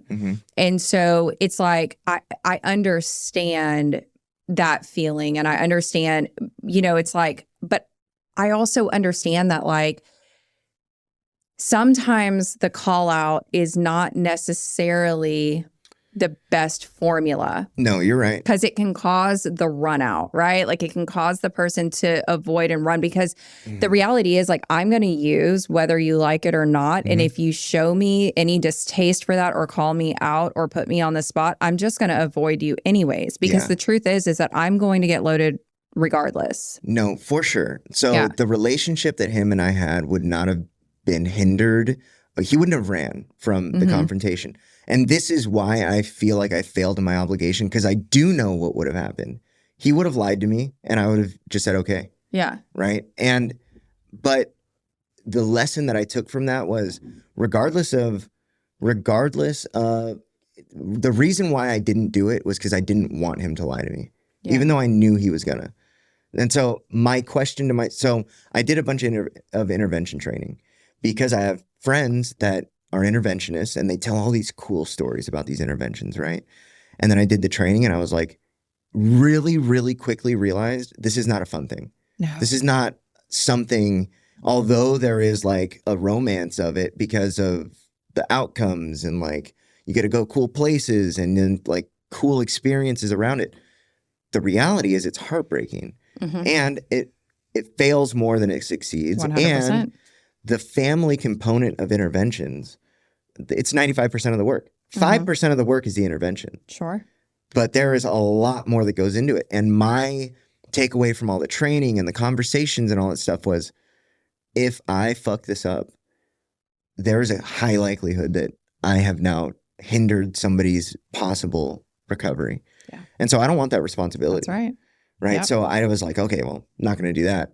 There are experts out there that are really good at what they do. I'm not one of them. Yeah. And a lot of what I do today was really sparked by some of these experiences, like Ryan dying, right? Like that pointed me in a specific direction, that like pointed me in a different direction, that got me to somewhere else, that pointed me to a different direction, which ultimately led to that relapse, which pointed me ultimately in this direction. Yeah. Right. And so it's like everything is cumulative. And looking back now, right? Hindsight's 20/20. Sure. Looking back now, it's like every single painful moment, every cold night out in the rain, every single time I was rejected by society or whatever, they all played into who I became today. This person sitting here today is the direct result of every bit of suffering, right? The benefit of my suffering is what's manifesting today. Yeah. Not the benefit of my good decisions. This is the benefit of my terrible decisions. Exactly. Yeah. Right. And so, yeah, there's a lot that goes into more that goes into recovery than people think around staying recovered. Sure. And maintaining a spiritual connection in a meaningful way, because there are plenty of people out there who are abstinent that are exactly that. They're abstinent.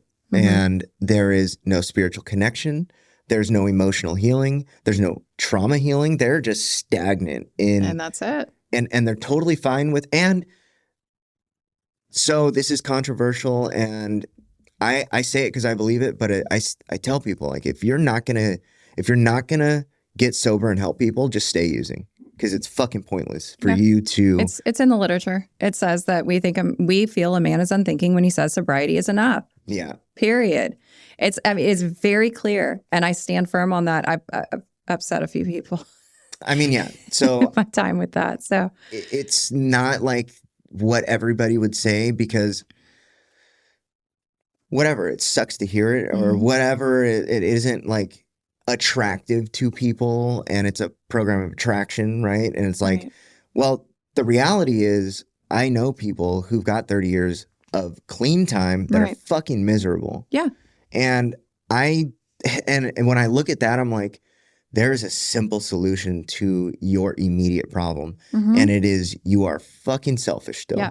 Yep. Right. And it's like, get out. And it's like, everybody's seen these people. They're in the back of the room and they yell at people and they tell people to shut up. And it's like, all right, like, do I want to be that guy? Then there are also the people that are sitting in the back of the room at 30 years sober saying, I just really wanted a drink today. They are also, it's so mind blowing. Yes. It's so, for the girl or the guy that's 2 and 3 days sober, hearing Jim in the back saying, I'm just, I'm really white knuckling, and it's progress, not perfection. And if all I did was get out of my bed today and I came to this meeting, I've made progress. Actually, sir, that's not at all what it's saying. It says spiritual progress, not spiritual perfection. Right? And so what you're telling me is that at 30 years, I'm going to white knuckle this, and I'm still going to be fighting this thing, and I'm still going to really want to drink.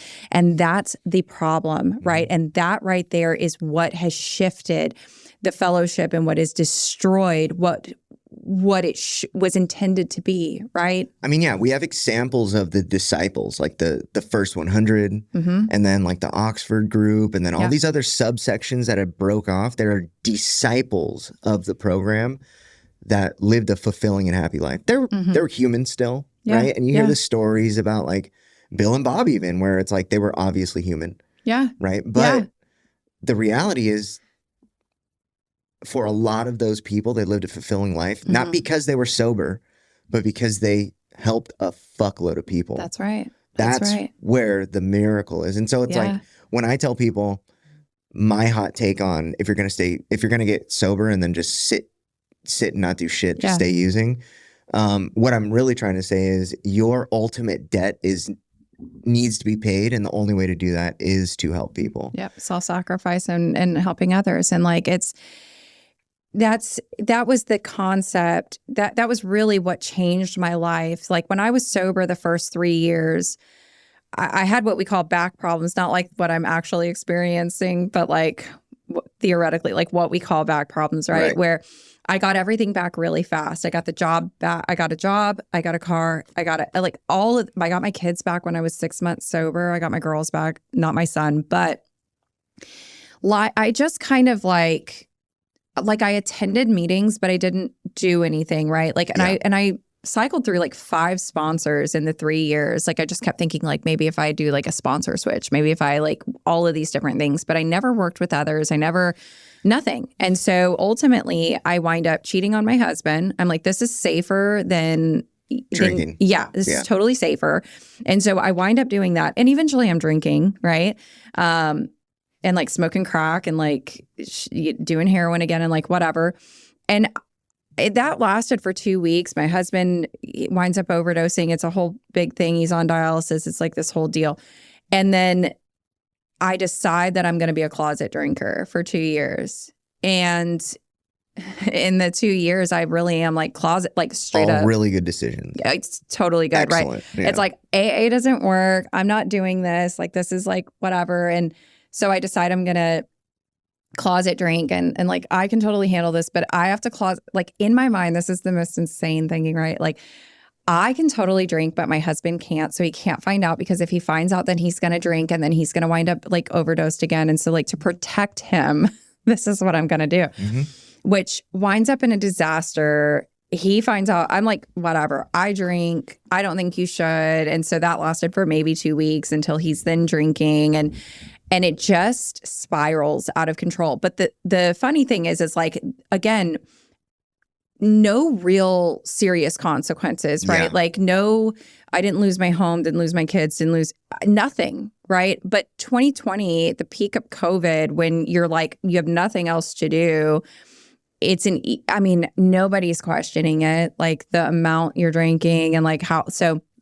And I really had this idea, like if I stuck it to alcohol, it meant that like I was totally not an alcoholic. Like I like, as long as I didn't return to use, like this was totally fine. And I did the night before I got sober. I definitely did. And I remember like walking back into the rooms like the next day or so, like miserable and pissed off that I was there. I was convinced that like 12 steps didn't work. I didn't want anything to do with it. I didn't want any part in it.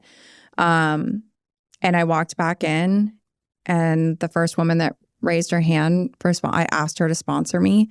And I almost wound up in the same flavor of AA that I had been privy to the first 3 years. And somebody noticed the pace in which I was going and said, hey, so I think you should call this number. And then I wound up calling that number, got hooked up with that woman that ultimately saved my life. And so here I am, a little over 5 years into this deal. And life is lifing, right? Like my kids are adults now. My oldest daughter has 2 daughters, so I'm a grandma. I have 2 grandkids. Holy shit. Yeah, I have 2 grandkids. Yeah.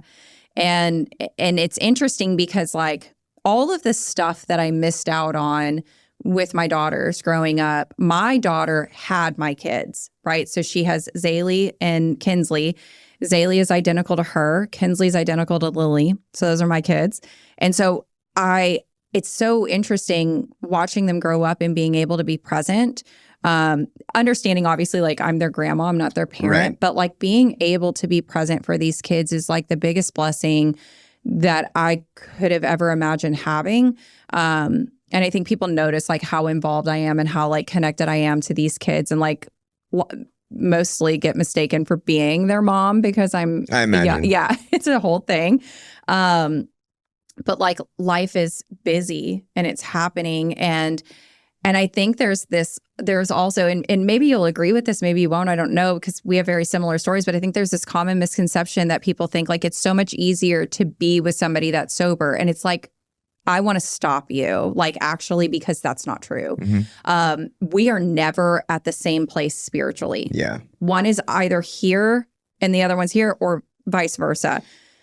Yeah, it's heavy. There is complications that go into a recovery relationship that are not normal. Sure. Right? And if you try to marry your recoveries together, it fucking will never work. You got to do your own thing. I have to do my own thing. That's right. And learning to do that. But so like we're having another daughter. She'll be born in like 7 weeks. Right? And one of the conversations that the conversation is, we have all this stuff over our head with our drug testing and our daughter, and like, but you're gonna have a C-section, and they're gonna prescribe you opiates. And so we've had hours and hours of conversations with doctors and each other, and the healthiest conversations around medications that I've ever heard of, because we're trying to figure out what the game plan is, right? But these are not normal conversations, because normally people don't have to worry about this stuff. Yeah. But we have these conversations that, because we are both in recovery and we're both fighting for the same thing, and we both desperately want our daughter back, it's like these conversations are 100% necessary, but they're not normal, right? But ultimately they're not normal because they're healthy, and nobody out there's healthy anymore. Right. Yeah. So it's like, yeah, a relationship that where both of you are in recovery. First of all, a lot of these relationships don't start the same way that ours did. Like ours started in active use. Yep. And so we've also been together for 8 years, right? And we lived under a bridge together, and we have struggled in real fucking ways together that are not normal either. We're not talking about like monetary struggles. Nope. We're not talking about like regular marital struggles. It's like, no. The level of struggling that we've done together is on just a whole different plane. Yep. We're not talking about the same book of struggling. This is a different book of struggling. And so the struggles in our recovery, they'll never cost us our life. They'll never cost us our freedom. They'll never cost us our sanity. They'll never cost us our living situation. It's like very different, still complicated, still messy, still not easy, but the consequences, as long as we continue to make the right decisions, will never equate to like a lot of the fucked up shit that we've experienced together already. Right. And so in that, it's very rewarding. But most recovery relationships start after you guys are in recovery. That's right. And now you're seeking each other to heal something that you're trying to heal externally, but you need to heal it internally before this will ever work. Yeah. Right. And it's like, so a lot of these recovery relationships that you see are toxic because you haven't had the level of healing that you need. Right. And then also you don't have the experience together that you need in order for this to work. That's right. Yeah. And it doesn't necessarily have to be true that it won't work. Just 99% of the time it doesn't. It doesn't. So, yeah, because it's either like I don't think it's talked about enough, because I think you're right. Like, it's so uncommon that people that are in addiction together get out of it together. And so I remember, and you may have had this experience too, but I remember getting sober and I remember being like, who the fuck are you? Like, I don't know you. Because like you do in on certain such a things. deep, it's like you do on such a deep level, because when you experience homelessness and live under a bridge with somebody, there is a different level of closeness that takes place that it's very hard to come back from. Yeah. It's intimacy and all these different things. It's very hard to see this person in this, oh my gosh, goo goo gaga, like, oh, how cutesy. Like, nothing is cute anymore, right? Like, I mean, it is... You know, the abscesses. And yep, all of it. Dude, it's so real. And it's like, I remember going through that and trying to figure out who this person was, like trying to navigate that. And like, unless you're ready to buckle up and go through the hardships, because it's hard, it's not like a walk in the park. Like, unless you're ready to trudge through that shit, like, just give up, because it's not going to be this beautiful love story. It's going to be work every single day. And it's like trying to trudge through that. But if you can, it's because my husband and I have been together 11 years. And if you can get past that and go through those struggles, right, and understand your recoveries are separate. You can't be codependent in this. Like, you have to have two completely different, like, it can be the same avenue, but it needs to be two completely different paths, right? We're not intersecting step work here. Yeah. We're not like getting a couple to sponsor us. We're not like doing these like really way out. Yeah. Just it's ineffective, but logical to a point thing. Because recovery is not logical. No. There is almost nothing that like follows through logically. When you like play tapes through, it's like, this doesn't make sense why this works. No. And so she's a 12-stepper and I'm not, right? Yeah. And it's like, and then on top of that, it's like, the person, so I think this is also why it worked really well, is because I used from basically hard from 16 till I got actually sober at 30.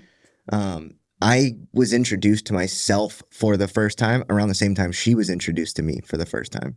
The real me. Yeah. Right? And it makes it a lot easier when you like the person that you become. Yeah. And so she got to see me become this person. I got to see her become that person through a lot of crazy struggles in recovery. We're going through some crazy shit in recovery. Yeah. Right? Like, we are going through trying to get our daughter back. That is hard for anybody.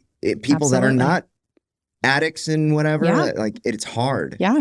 And so, but the resilience and like the level of determination. And it's like, so I met her for the first time really after we got clean. She met me for the first time really when we got clean. Yeah. But those experiences will never go away. Like the person that I saw, like the things that I'd seen her do and the respect that I have for her based on like some of the things that she's accomplished and the fact that she's clean, right? Yeah. There's like just this level of respect. And it is not like a, oh, I'm so in love with her. And we just, Yeah. we do get along really well. Like we're actually really, really good friends. But this is not like a fairy tale love story at all. No. Yeah. And I think a lot of people do have this misconception around, oh, I'm going to get sober and I'm going to find somebody who's sober and we're going to have like this AA love story. And the reality is, and without naming names, like I have a friend who is very respected, right? Like he's respected in what he does and he's respected in who he is and he's respected about his recovery. But I'm watching him struggle in trying to find somebody. And the reality that I keep having is you will never have, maybe, I shouldn't say never, right? But like the path of least resistance will always be finding a normie. Because you trying to heal and like he's got a substantial amount of sobriety, right? But does the person that you're attracting, does the people who, and you know, women are ultra emotional and then men become emotionally aware in recovery. So now you have two emotionally aware people, Right. but maybe not necessarily emotionally healthy or mature. And it's like, we have this hindrance of, we started using as kids. And so we're emotionally stunted and now we're trying to evolve emotionally into like a healthy contributing human. And it's like, we have all of this growing up to do while we're still having to deal with our responsibilities and accountability and like all this stuff. And it's like relationships in recovery in concept are beautiful, but they typically become extremely toxic. Very quickly. Very quickly. And it's, you know, it's my husband and I get, and I'm sure you and your wife get this all the time where it's just like, you guys are so cool and I want that. And it's like, no, you don't. Yeah. You have no idea what you think you want. Like if you're willing to give up the really cute head over heels, whatever, go for it. For sure. Because that's the sacrifice that you have to make, right? Like there is this, but there's this piece, right? Like, and I think it takes time to get there because I'm that way now with my husband.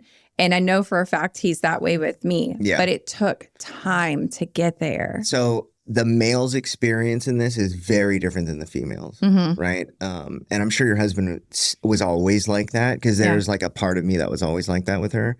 There's like the adoring factor, right? But I don't know what you saw with him, but I know what she saw with me. Yeah. And there is no like adoring what I have done. Right. Like there is, I got her arrested in TJ on Valentine's Day in like 2019 or something. And like we spent our Valentine's Day in TJ jail, right? Yeah. Yeah. Like there's just so much like gross shit that like one of my stories is like, I got botulism while we were homeless. Okay. And dude, it is the most disgusting. Anyway, we're homeless. We don't have access to a bathroom. And dude, I'm like shitting on my, like, I have no clothes now at this point. And she's like got a pack of baby wipes, like wiping my ass on the streets. Yeah. Like, there's nothing like goo goo gaga, like it's super cutesy, like let's go on a date tonight thing. Like it isn't like, we do go on dates, but it's like very friendly, almost. You know? My parents told me one time, they're like, does she even love you?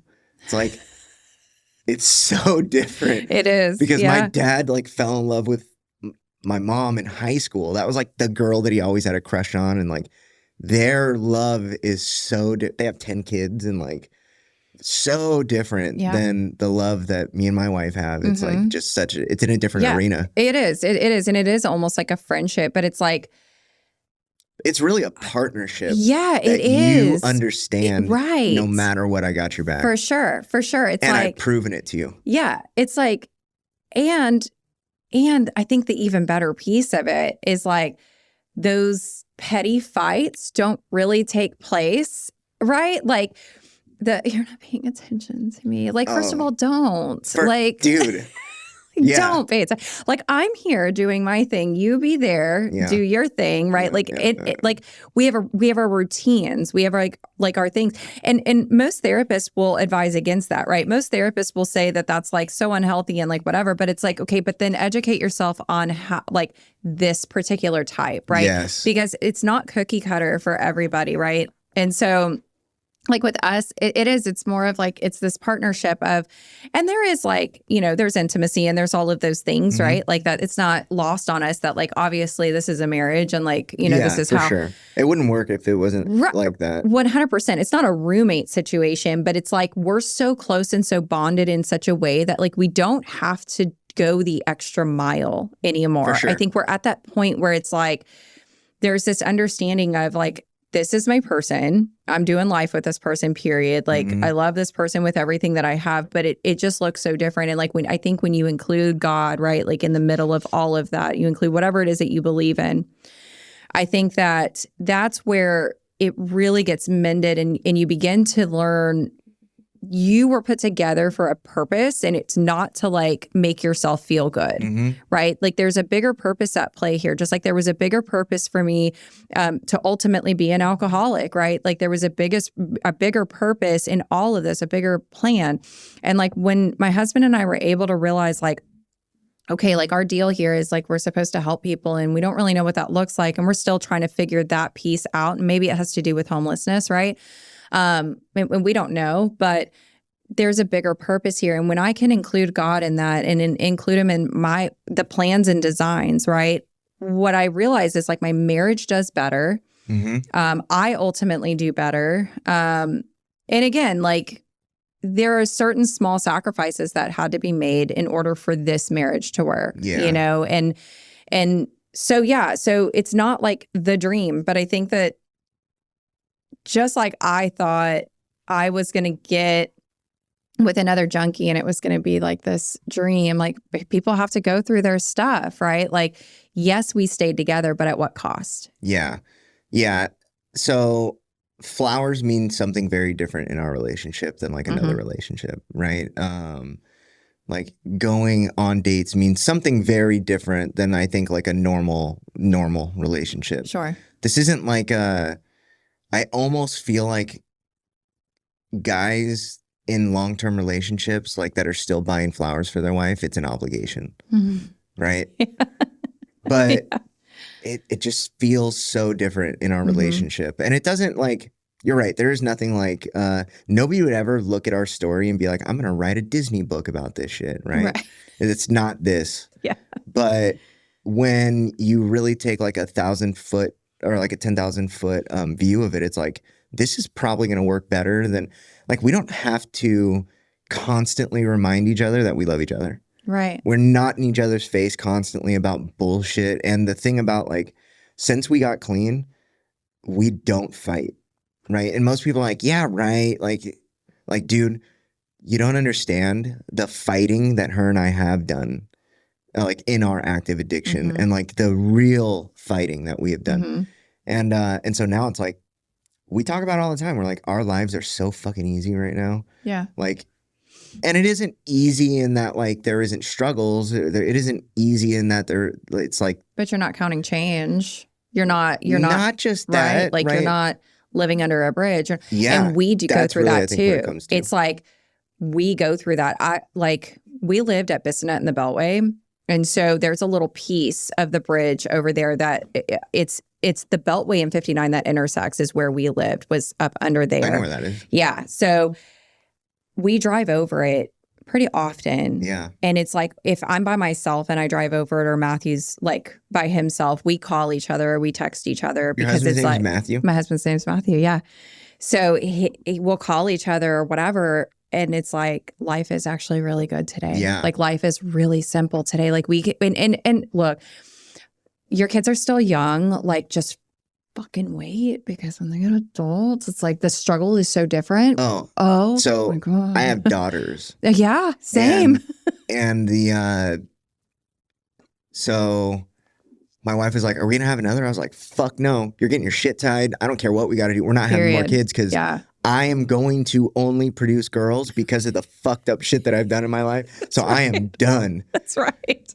And it's like, it doesn't get easier when they become adults, right? Like I love my kids and God bless their hearts. Like they were not set up for success, right? Like with the parents, you know, that they had and the hand that they were.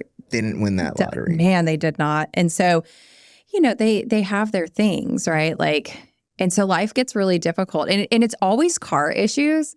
Like no matter what, it's a car issue between the two of them. Okay. And so we've been going through a lot of that here recently, but it's like our hard today is so different. So different. And it's like, it's the coolest thing to like stop and be like, I used to make fun of Matthew because he would get quarters. We called him his little piles. He would make dollars out of like what quarters change, whatever. But there were these little piles. And like, that's always my like comment to him is like, you're not making your little piles anymore. Like we're not scrounging to like get by. We're not like, because we flew signs. I don't know about y'all, but we flew signs. And so it's like, I mean, that was a whole thing. And life is just so different. So it's like, we're incredibly blessed to be where we are. Like we don't deserve this life. I absolutely, one of my biggest pet peeves is people that say that they're proud of themselves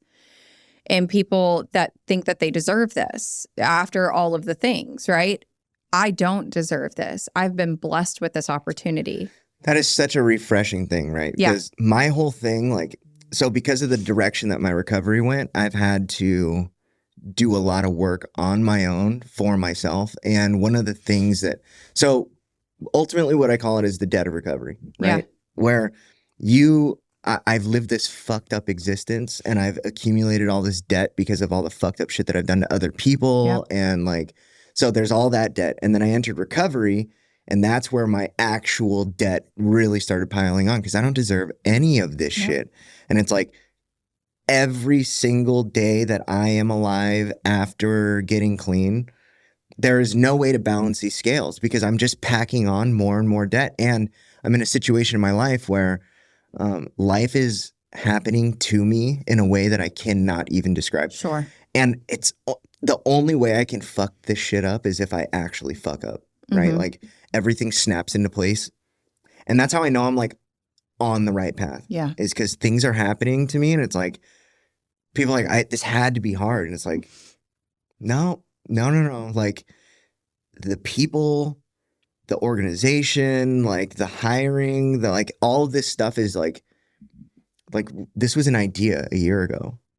That's it. Yeah. Right. And it's like we have almost a full group at our IOP now. Yeah. We're buying a 148 bed facility. We're doing other stuff. It's like this is like not me. Right. Yeah. I tell people all the time, like I have almost nothing to do with this other than I'm like a widget. Yeah. This could have been anybody. Sure. It wasn't me. I just got blessed with this, right? Yeah. But hard today is like having to watch my wife cry daily because we don't have our daughter. That's hard. Yeah. Yeah. Right? Yeah. And it's been over a year. It's been like 18 months that we don't have her, right? And so that is hard. But it isn't, some of the crazy shit that we've been through, like, like being under those bridges, like people don't understand what being under those bridges really means. It is. It's like you hear people talk about like, well, I was homeless. It's like, did you have a fucking car? Yeah. Yeah. Then you weren't homeless. No. Sorry. I hate to break it to you, bud, but like, that's not, I'm talking about real deal, no vehicle, probably no phone. And addicted to the most expensive. Exactly. It's like, and like waking up dope sick every day, knowing I have to walk down to this corner, muscle up the strength to hold this sign, to like do this, right? And just, I mean, it's every single day. And where you're literally, I don't know if y'all did this, but we did, like at the end of the day, it's like, let's go home. The bridge, we literally called it home. Yes. And like every day, it was like this, so crazy. Like every day we would like pack up our stuff.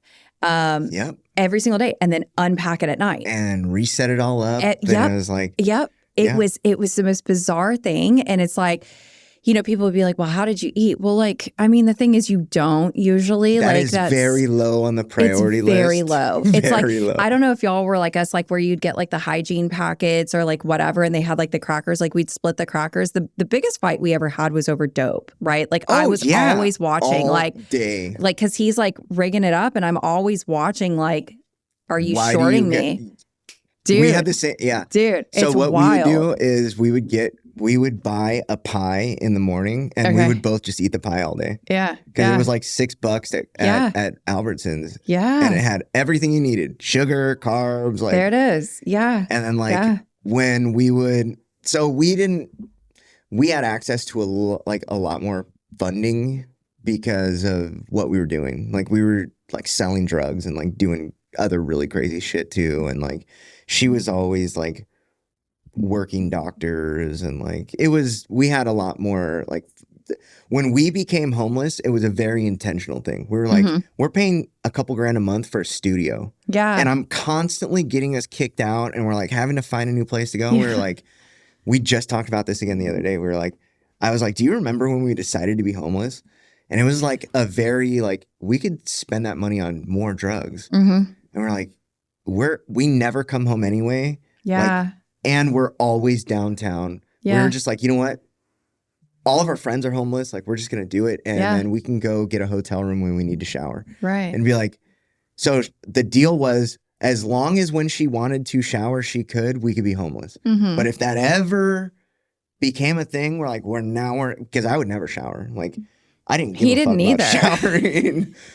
Like, that was such a low priority for me. Like, but yeah, these were all like very intentional things. But the struggle, our biggest fights were always around drugs. Yep. Always. Because he was always shorting me. That's what she says too. He was always, but he swears to this day, he swears he was so fair. And I'm like, I don't trust you. Like, believe him. I believe him because she did the same thing and I was always really fair. Dude. And I think like I think the truth was, and I don't know if you were like this with her, like my husband was always so afraid of me where it's because I was just like, me too. Dude, my husband was terrified of me. I can't tell you how many times I would just like not leave the house because there would be times where I would come back and all my shit would be packed and on the front porch. Dude, it was like, so scared of her. Bro, I don't know what it was. Like opiates immediately made me like angry. And like, but I loved them, but they made me so angry. And like my husband was just like, oh my God, I don't want to piss her off today. It's just like a whole thing. And so I just don't think that he had the balls to like short me. But in the back of my mind, it was like, you're shorting me, dude. You're totally like, but he would like hold him up. Like, look, like this is like, it came out of the same cooker. Like, what is wrong with you? You know, I do graffiti, like, and especially while I was homeless, I was painting.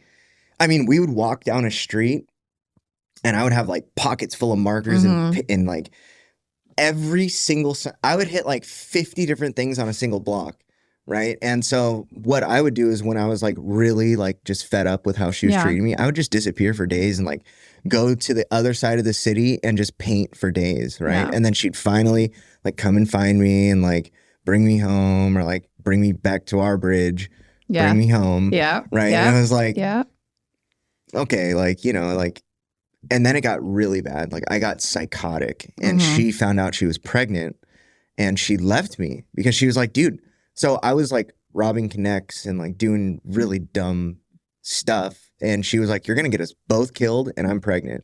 So she left me. And then I was like, okay, well, I've been talking about robbing banks for years now. So this is the perfect time. It's COVID. You can't go into a bank without a mask on. I was like, they're asking for it. Yeah. So I was finally like, okay, watch this then. And I fucking went and robbed a bank and like ended up getting arrested for it like a week later or something like that. But that was when she had finally like drew the line where she was like, you're so dangerous to be around. Like you are a dangerous person to be around. I can't be around you if I'm pregnant. Like, and then she ended up getting clean. And that's actually what started this whole cascading effect of us getting clean was I robbed that bank.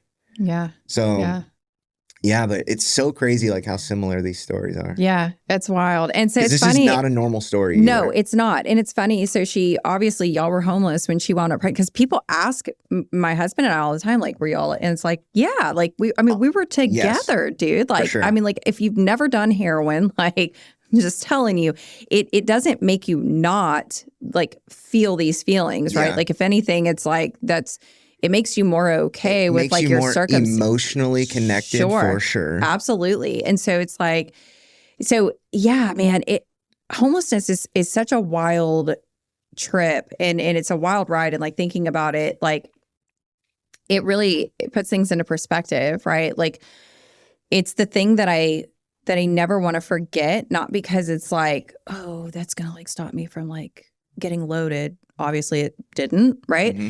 But it's a thing I never want to forget because of gratitude, because and a lot of people are like, that's so awful you went through. I don't think so. I'm so grateful. I'm so fucking grateful that I had that experience.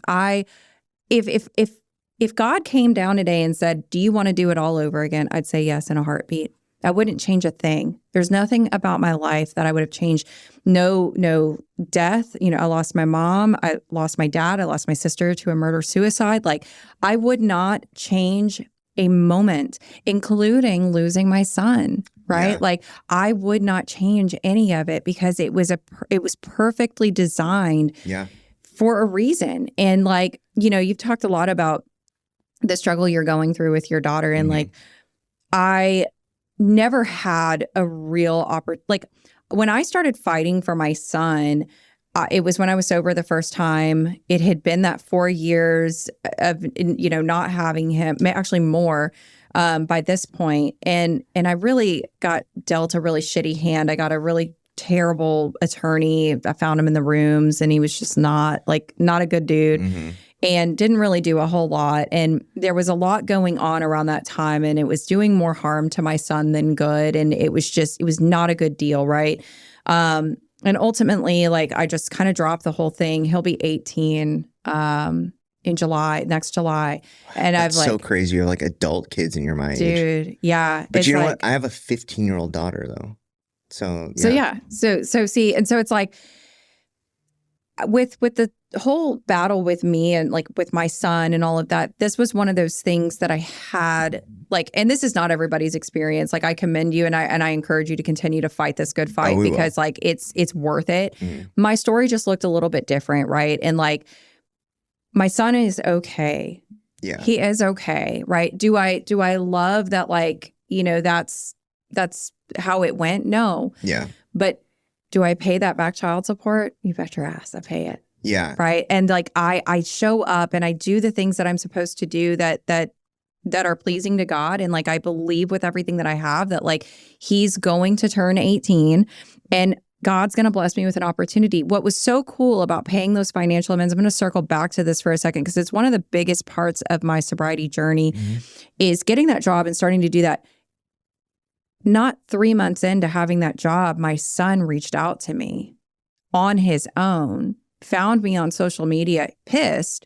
Like, he's got a whole other story of what happened. And I'm not willing to like ruin his relationship with his dad to correct that. I'm letting him be there. Right. Mm-hmm. But like what ultimately happened is he built a relationship with my daughters. That's awesome. Yeah. So it's cool. Like, I may not have the relationship with him, but like, my daughters get sisters do. They get to heal. Like they get to have that. And so all because I became willing to pay this amends. Yeah. Right. And so it just goes to show that at the perfect time. At the perfect time. Right. Yeah.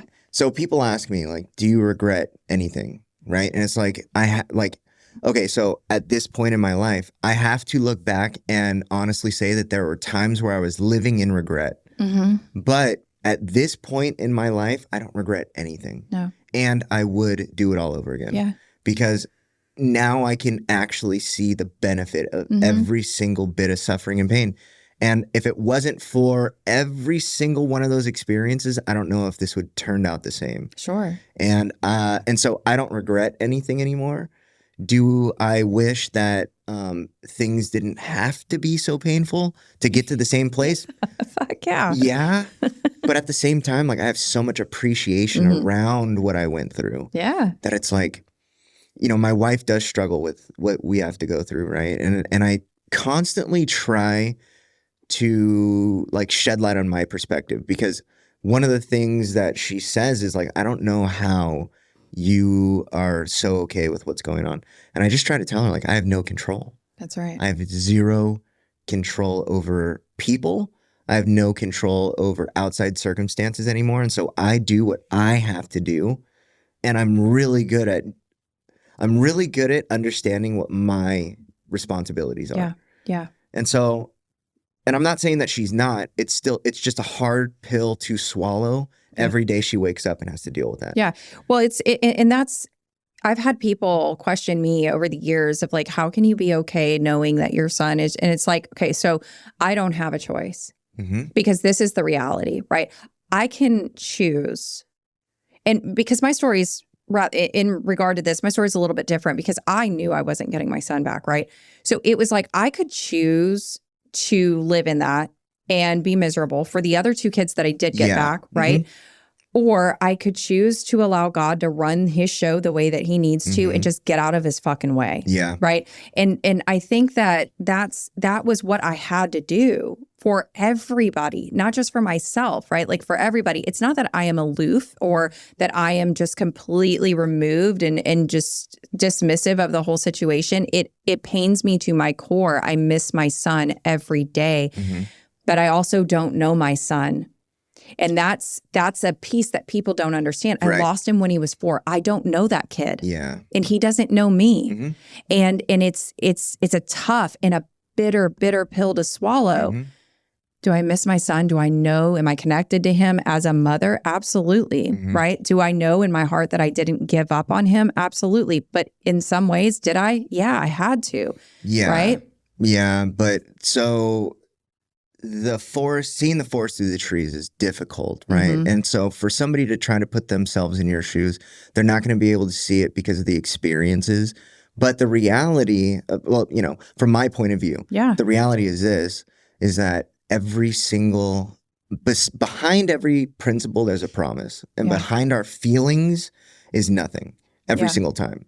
And so we can get lost in our feelings.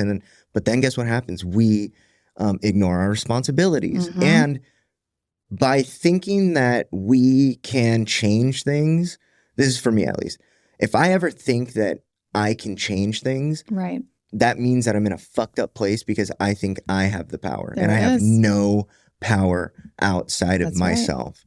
Right. And powerlessness is a thing that has to be accepted over certain things, period.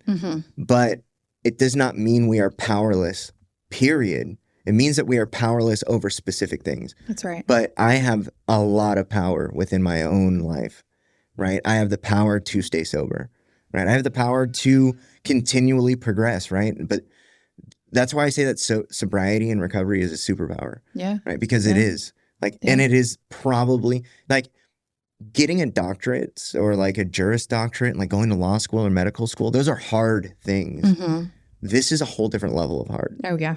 And it's one of the hardest things that humans will ever have to do is get sober. Thoroughly convinced of that. Well, and you mentioned like the business development aspect. So we'll kind of trudge through that a little bit, like having integrity in being in this field. And because I agree with you on a lot of points that you made, right? Like it can get very sketchy very fast. There is the vanity piece of it. There is we don't actually care what you bring to the table, but what do you look like kind of deal. I'm thankful I don't work for a company like that. I'm thankful for the type of interview that I went through to get this job, right?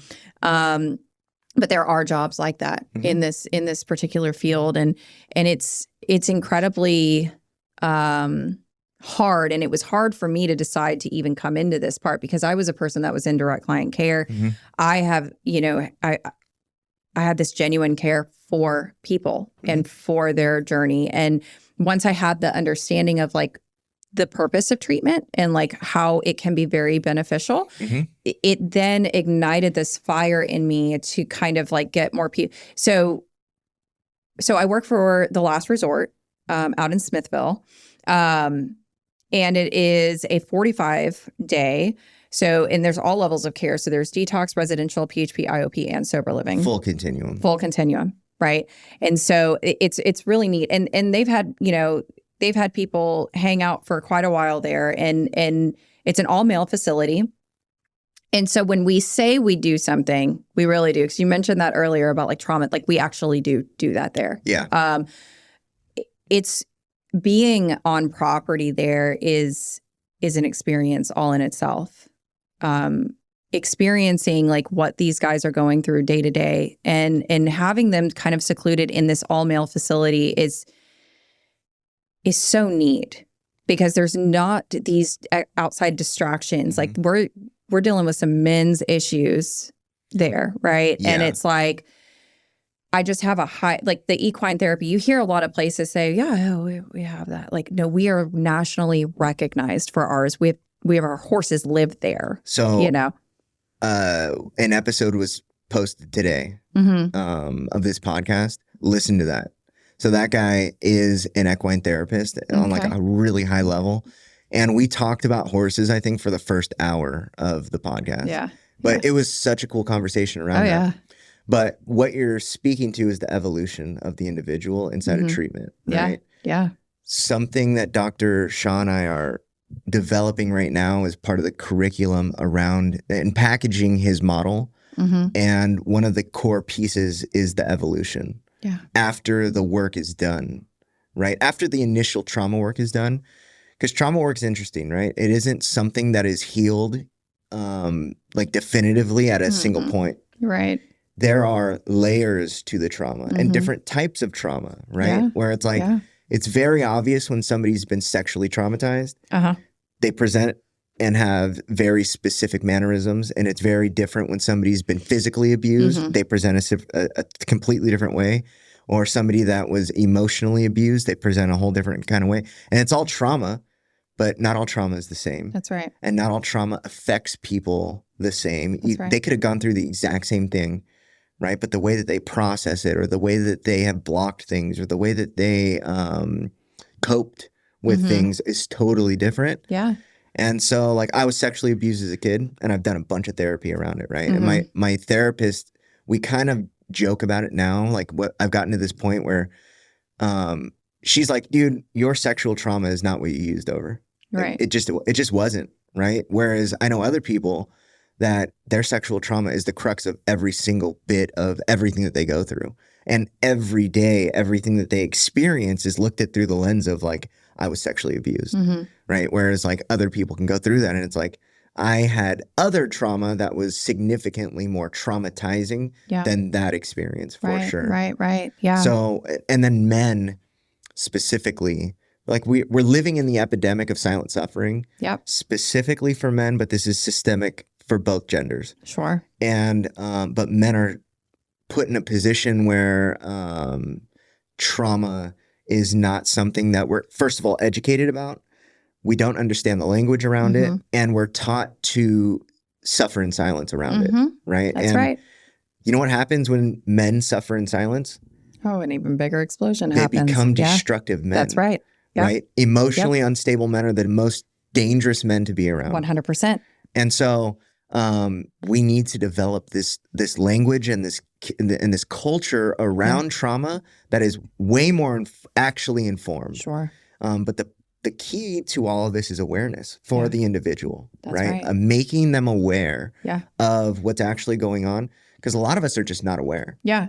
So we, up at TLR, we have had men come in with families, wives, kids, come in and come out while they're there, come out as gay while they're there, right? Like have been living. But this is the type of environment that we have there. Yeah, this is the safe space that we provide. We're not just saying, come to our facility and we offer X, Y, and Z, and like, you're just going to be here for a set amount of days and then like, fuck you when you leave, right? Yeah. Like that's not how we are set up. And I know that it's like, seeing is believing, right? Like, but I encourage, like when we have our next pro day, I encourage you to come, right? I'll be there. And like, because this is what we're doing. We're truly doing this every single day up there. And I could not be more proud to be a part of this, right?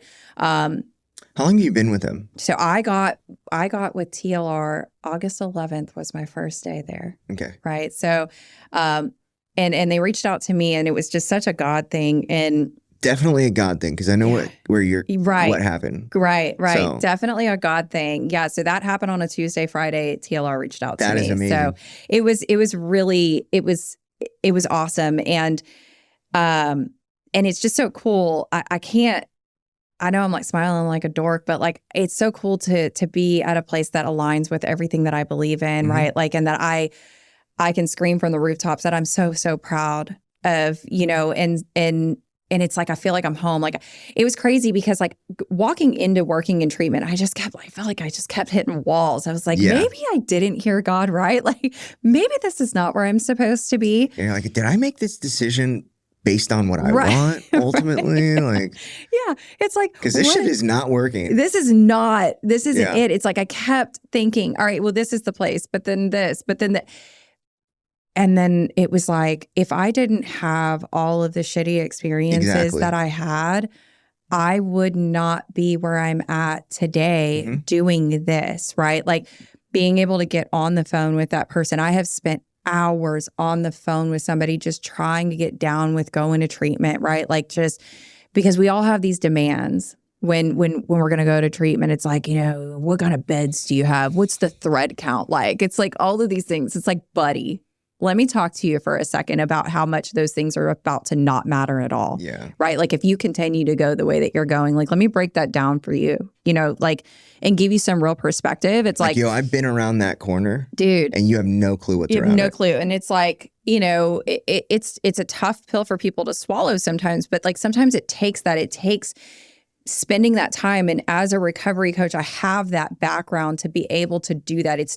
You're not just a number to me, right? Like you're a person, and I will follow them while they are in treatment. I will follow them in treatment silently, right? But like I have the ability to see, okay, are they making it? Are they doing it? I'm like silently rooting for them. Yeah. Because it's like, man, I just want to see you make it. I just want to see you get to the other side, right? Like my job as a marketer, sure, like we, in business development period is like, we're building numbers and we're trying to build up and we're trying to develop business. But like at the end of the day, it's like, can I get down with this? And how do I morally get behind this? And how I morally get behind all of it is like, it's the help on the other side, because I know where I'm telling them to go is a good place. Yeah. I know they're getting the help that they need and that they deserve. So I feel confident in that, right?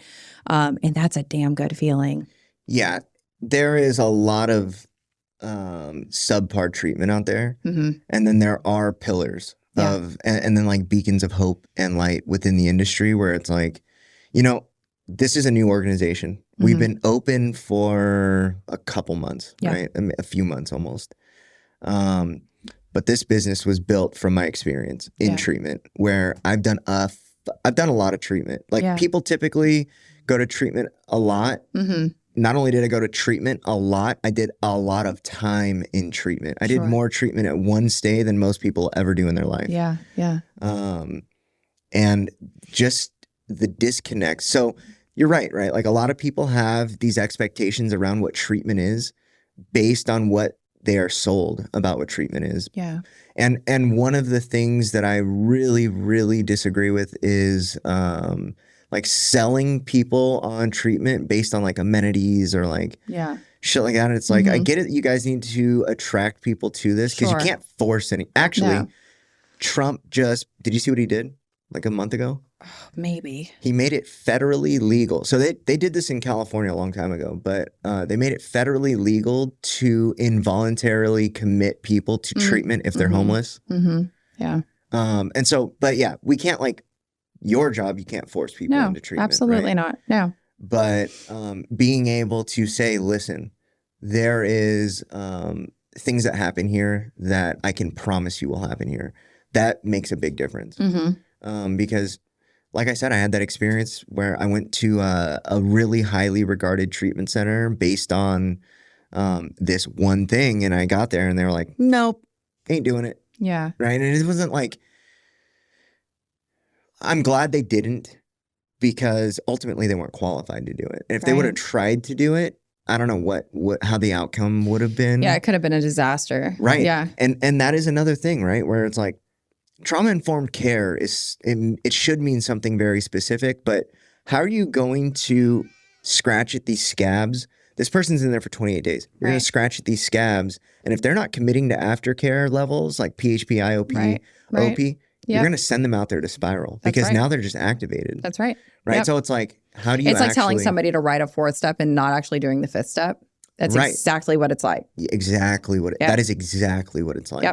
Yep. 100%. Right? And so it's precisely why I developed such an opinion, right? Like I developed this opinion around it because I was like, it's a setup, but all treatment is not like that, right? Not like all treatment is right. Like that. It's truly not. And I had to go through like being on the other side of it, not as a patient, but on the other side of working in it to kind of deduce, okay, this should maybe happen and maybe this shouldn't happen. And I will tell you, like working at Matthews Hope Foundation, that was a really incredible experience because what we were given was like kind of this free rein to really help people recover and really like tailor this like experience. Even though we were a detox and we had them for a short amount of time, like we came in there heavy recovery coaches and we had LCDCs on staff and like we were all super aligned and really had the same motive in mind as far as like helping these people. And we really did this. And so like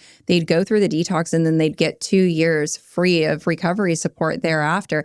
That's and so, amazing. Yeah. So then they were just coming in and getting coaching. So I'm literally walking with these people hand in hand, like through their journeys. And not everybody picked up a 12-step, avenue of recovery, but like I'm walking with them through these things. And it's like, when they didn't pick it up, and not all the time, because not everybody needs to be there, but oftentimes I'd have people that like could not stay sober. And it's like, okay, so do you think you want to try this one more time? Do you think you want to like maybe walk this way? And it was always so cool when they would pick up the tools and they would do it. And like I'm getting to show up to meetings with them and I'm getting to like really walk. And so I had this really amazing experience, which just afforded me the opportunity to do it differently in business development, to really show up for these people, to like be engaged with them and love on them, right? Because I'm not the family they pissed off. And I have to remember that, right? Because there's this level of tough love that goes into it, I think, right? But like, I'm also not the person that they harmed. So when I can be that sounding board and say, yo, I'm like proud of you. You don't get to like be proud of yourself, but I'm totally proud of you for like making this decision. It means something to them when somebody can say these pivotal things that seem so small and so minute, like everybody's pissed at them. So when you're the one person that says, I'm proud of you, you've done something for them and it's helped them make this decision, right? Like I walked a guy through, he had to go to detox here locally before he came out to one of our facilities. And I probably talked to this guy every single day. He had anger issues and all these different things going on. And like, I would talk him off the ledge because he almost jumped ship a couple different times. He's successfully discharging like in a couple of days. And it's like, but like walking through that. And I told him like, dude, I am so proud of you. And he lost it crying because nobody's proud of this guy. He's a veteran. He's been to prison. He's lost his kids. It's like a whole thing. And nobody's proud of this dude. Right. Yeah. And he's never attempted sobriety before. He's never done any. And so it like hearing that for him was enough. It was just enough to like give him the motivation. It's not enough to keep him sober, but it's enough to give him the motivation to at least give himself a fair shot, Yeah. Yeah. I mean, so that is something that if you listen to any of these episodes, I talk about it all the time where it's like, you're right. The historically, the people who cared about you so much and wanted you to just go to treatment, right? And get better and not be sick anymore and be the son that I raised you to be and all that stuff. When you get out of treatment, they're pissed at you. All the years of wreckage and damage and you've robbed us and stolen and cheated and this and that. And it's like the people who wanted you to go are now just fucking pissed at you. Yeah. And trying to send a person back out into that without doing the family work is a recipe for disaster. That's right. It's a recipe for disaster. Yep. And that is something that is lacking in the industry. I know that everybody's got a family day, but if they don't go to family day, there is no like premium put on like, hey, we're going to reach out to these people. We're going to do something. Because it's the obligation to the client, right? Like, yeah, we're not going to get paid for that. Mm-hmm. But, and this is where, so one thing leads to another, right? Where it's like, I have heard so many times where it's like treatment centers survive on their relapses, on the people who relapse and come back. And it's like, so it's like, okay, are you not doing the family work because you want them to come back? Like, there are a lot of revolving doors in treatment. Absolutely. For sure. Absolutely. So, set up, designed. For sure. And yeah, that's all I'll say about that. I mean, I don't know. We are building something different here for that, for sure. There is, and every single person on my team, my medical director, our clinical director, my executive director, our admission, we're all in recovery. Every single person here is in recovery, and we all do something different, which is why we can justify and like have these conversations around a multiple pathway approach. That's meaningful. Sure. Right. In like a way that it's like, we are doing something different. Right. And it's like, yeah, everybody says that. They do. But like, we're already getting negative feedback from the community where it's like, we're obviously doing something different. Very obviously. And that's the first way to figure out if you're different is like that. Yeah. You know, and sure. so, and I've heard nothing but good things. And I told you that on the phone that day in a minute. I've heard nothing but good things about what you guys are doing over here. And we were coming up when I was at the old place that I won't name. We were coming up at the same time. Yeah. And I remember thinking, like, they're doing it right. Can we just pay attention to what they're doing? Like, you know, because that was part of the struggle at the old place. And you know, I've heard nothing but good things about what's going on over here. I've met your staff. I happen to know one of your staff members pretty well. And I just think that what y'all are doing is really dope, you know, and I think the way that you did it and how generous you were upon opening and compassionate really spoke volumes, you know, because we see it, right?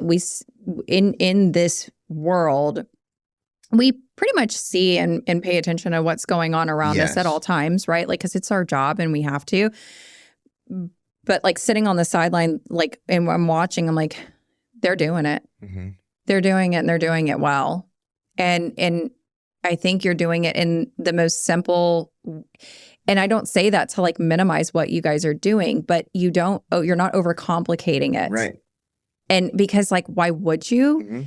Because that's the setup for failure. When you start overcomplicating it, you start to, I have this and I do this and it's all this stuff. It's like, no, find the thing so you can actually help these people. Because if you're going to start adding all the amenities and doing all this stuff, like as an outpatient, you're doing it wrong. There is, if we are in the business of saving lives, then what is most important is efficacy and efficiency. And in order to be as effective as possible, you have to focus on what's important. That's right. And so it's like, we did not try to build the plane after it left, right? We built the plane and then took off in it. Yeah. Yeah. Right. I saw that. You did it beautifully. Yeah. And it was like, everything was very intentional. And if we did something, there was meta conversations around every aspect of what we did. Right. Right. And it was like, I'm sure people were asking like, well, why are they doing it like that? Or like, what is going on over there? And it's like, you know, like, why don't they have a medical director yet? Why don't they have a clinical director yet? And it's because we are not going to put our eggs in a basket if we do not understand the person. And so like now we have Dr. Shaw, we have Annette Martinez, and it's like, this is why we waited. Because if we would have just knee-jerk reaction hired somebody out the gate, picked them all up, then what would have happened? That's right. That's right. And if you look at like the success rates around early startup IOPs, by now typically the entire staff is turned over. Nobody has turned over here. You're absolutely correct. So you know, it was like very intentional, and it's like the interviewing process was rigorous, and it was like, we're hiring for something specific. We're hiring off qualifications, and we're hiring off of multiple things, right? But like loyalty and intention. Like, how are you going to be with us 15 years from now? Like, it's one of the questions. Like, what is your long-term plan for this industry? What are you going to be doing 15 years from now? Right. Because if you can't see yourself with us in 15 years, then you're not going to be a good fit. That's right. Yeah. Because the collateral that is built with clientele is not built with the clinicians. It's built with the guy that's washing dishes. It's built with the maintenance guy. It's built with the front desk lady, right? Like where after they go through a hard processing group and whatever, they're going to go to the kitchen and talk to the cook about whatever it is that they're struggling with, because that's the person that they built that relationship with. So all of these people are vetted for what is your longevity? How much tolerance do you have for this work? Is this actually what you're meant to do? If it's not, then there's plenty of treatment centers here that you can go work for. That's right. Absolutely. Absolutely. And I think that, yeah, man, I watched that unfold and I just thought, yeah, that's the way to do it right there. And, I've done now 2 startups, got 2 startups under my belt, and I'm over it. I want no part of it ever again. But I'm so glad, that yours went the way that it did, and it happened as smoothly as it did. And I think that there's something to be said about like that's nothing but that's a God thing, period. That is strictly a God thing. Yeah. There is no handbook for this. No. And there is so much conflicting data and information about what's the right way and what's the wrong way. And it's like, I tell people constantly, like, I had almost nothing to do with the success, right? This was not a testament of me. Right. This was meant to be. And I was just the person that you're was just chosen an instrument. To do it. That's exactly. it. Like, you're just that vessel. Mm-hmm. And I think that that's where I find that my life is the most simple, is when I can recognize that I am just a vessel. It's not me, period, right? Like all of the good deeds and the kind and loving acts and like the service work and all of that. It's not like I don't get to take credit, right? Like if I can if I can just get down with the idea that I'm being used as a vessel, right? Like that's when God has the most free range to just work and do. And I'm always pleasantly surprised, like when I get out of the way and I'm just like letting him work. It's like, oh, this is really easy. It's the hardest decision to make, but it's the easiest piece of action where it's like, I just really have to be in this Zen place. Like he's going to ask me to put some footwork in with certain things, right? Like that's reality. It's not like I'm just like floating around and like all these things are happening. Right. But if I can just let him run it, use me as the vessel, move my feet in the way that they need to go. Yeah. So when conversations get to this point, I'm sure people are like, what the fuck does that even mean? Right? And it's very simple.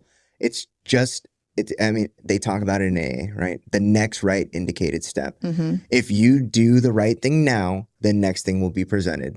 Right. And it's that simple. That's and as long as you make those right decisions, and you'll know it feels right, things happen, like it will be very obvious when you're doing what you're supposed to do. That's right. It's become very obvious for me. When I do what I'm supposed to do, it becomes very obvious. Right. And on the other side of that coin is when I'm not doing what I'm supposed to be doing, it is also very obvious. Very much so. And it's very obvious for people around us. And it's very obvious to me because I can feel it. Oh, yeah. Yeah. Oh, it comes out and it manifests in various ways where it's like the delusions begin to build.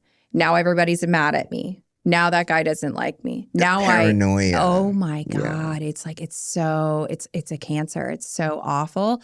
But all the defects of characters start glaring again. Sure. Like I'm like vomiting defects of character. And it's just like, how do I get out of this? How have I gotten here again? Oh my God. Yeah. And it's like, I just made decisions based on self, which later placed me in a position to be hurt. Yeah. That's what I did. If you have awareness around the process, and you can catch whatever the situation is that you're in, it's almost easy to point to, oh, that's the moment that I took control. Yeah. Right? Yeah. Like, okay, I need to go back to that position or I just need to right this wrong. Right. Righting wrongs becomes a lot easier. Right? Like it becomes it's a skill. There's no talent in it. Nobody's just naturally good at like fixing their fuck-ups. Hey, I harmed you in the following ways. Yeah, nobody. But it's definitely a skill. You get better at it for sure. Yeah, no, for sure. And that's that's a gift in itself because I lied to everyone and I was never admitting when I harmed you. I was going to, no, fuck you. You did more harm to me. Like, period. I'm not, I'll die on that hill. But it is so much easier for me today to go, you know what? Hey, like, I said X, Y, and Z, and I was wrong in these areas. And actually, I was dishonest in the answer that I gave you. And like, I didn't respect your boundary, right? Like, I didn't, like, these are things that I had to learn over time, practicing them. And it talks in the literature about the proper use of will and like praying and like some different things. And like, I think that there's proper use of will in like literally forcing myself like into this integrity of like being able to admit when I've been wrong and like showing up and being honest behind closed doors and like living this life fully at all times, and which is not perfect, right? Like, I'm definitely not the perfect person in sobriety. I have my own like fair share of like crap. But I think like this practice of doing these things and like showing up a certain way, it matters for long-term sobriety. It matters because my spirituality is what I come to realize is like the most prominent part of the whole thing, right? It's like I am powerless and I am this like deep down, like this person that I am is not a good person, right? Like the person that I truly am is awful, is a liar, will steal your shit and help you look for it. Hold on. I think that the potential person, but I think that we become the person we were supposed to be. Sure. I think that was going to be my next point. So when I'm taking a girl through the steps, when she's reading her fifth step to me, I'm writing down her defects of character. And I always write this little note, and every sponsee of mine can attest to this, but I write this little note like, this is not who you are. Right. These are the things that are blocking you from who God intended you to be. Let him take all of them. You don't need them where you're going, right? And so I think that the person that I am today is who God always intended me to be. But in my natural self, flesh, me, minus like, or absent God, terrible. Right. Yeah. Somebody told me one time that like all of your defects of character are abused gifts, right? Every single defect of character that you had is you taking control of a gift that God gave you and abusing it. Yeah. And then eventually we always talk about like the defects of character become our strengths. And what that ultimately means, like to me at least, the way that I have to simplify it is if the defect becomes a strength, that means that God took back control, or I gave God back the control over whatever this is. That's right. Yeah. So it's I think it's all in perspective, right? It's like if I'm going to let God make me who God intended me to be, then that version of me is stellar. But when I start taking, which he gave me, right? He gave me free will to, it's either this or it's that. Yeah. There is no gray area with it, right? It's like there's this. Not for us. Right. No, there's no, I mean, it's very black and white. And like he gave me the free will. So if I'm in my will, terrible. If I'm trying to align with his will, and we have the history to prove it. Yeah. Like absolutely. We don't have to question this anymore. No, we know. No, God, no. And like step one tells me like there's a guarantee, right? There's a guarantee behind step one. I will get loaded, period. Like, it's not like if I choose to, no, like literally I will get loaded, right? Because this is who I am. It isn't if, it's when. 100%. So, but man, I'm so grateful that you had me on. I didn't realize our stories were so similar. Neither. Like that's a rare. Trip. Like I said, we all have the same baseline, but to have so many similarities is really cool. I don't ever meet anybody that like is like that close. It's a very odd, and like you mentioned, like choosing, we chose to. I will never forget making that decision, choosing to be homeless. Like it's a wild thing. Like not that we had a whole lot of options. Like it was getting pretty sketchy, but it's like it would just be easier. Like we're going to go to this corner anyways, and we're going to go hustle. So like may as well just like stop like getting rides and stop like whatever. So we're just going to do this. And we did. And it becomes easier. It does. But that first night out there, I was like crying. I was like, what have I done? Really? Oh God, it was bad. I tell people that have never experienced it, I try to explain to them there is a level of freedom that comes with homelessness that Mm-hmm. normal people will never understand. That's right. Like there is a complete disconnect between every responsibility of a contributing member of society, Yep. a complete disconnect between that and what we are doing. Yep. And people try to mimic it all the time. They try to go off into the wilderness and go camping That's for a month right. at a time and Yeah. stuff like that, but they Yeah. will never capture what we have discovered in homelessness. No. Never. It's a wild ride, and I'm forever grateful Me too. for the experience. Like, because but that's, there's the homeless community that will never, there are people out there, and we've both been homeless with them. They'll never, ever come off of the streets. So ever. I talk about this all the time. There's a $24 billion scandal that's happening in California right now where Mhm. they were like, oh, we're going to fix the homeless problem. And in light of time restrictions right now, I'm going to just really quickly go through this. Basically, at the bottom line was they started this experiment with 32,000 homeless people in California. $24 billion later, there's 162,000.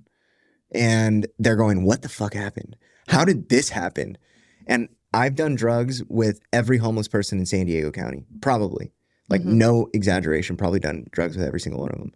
And of the 2,500 that they say are downtown in San Diego, maybe, and I'm going to be very generous, maybe 100 of them are actually mentally ill.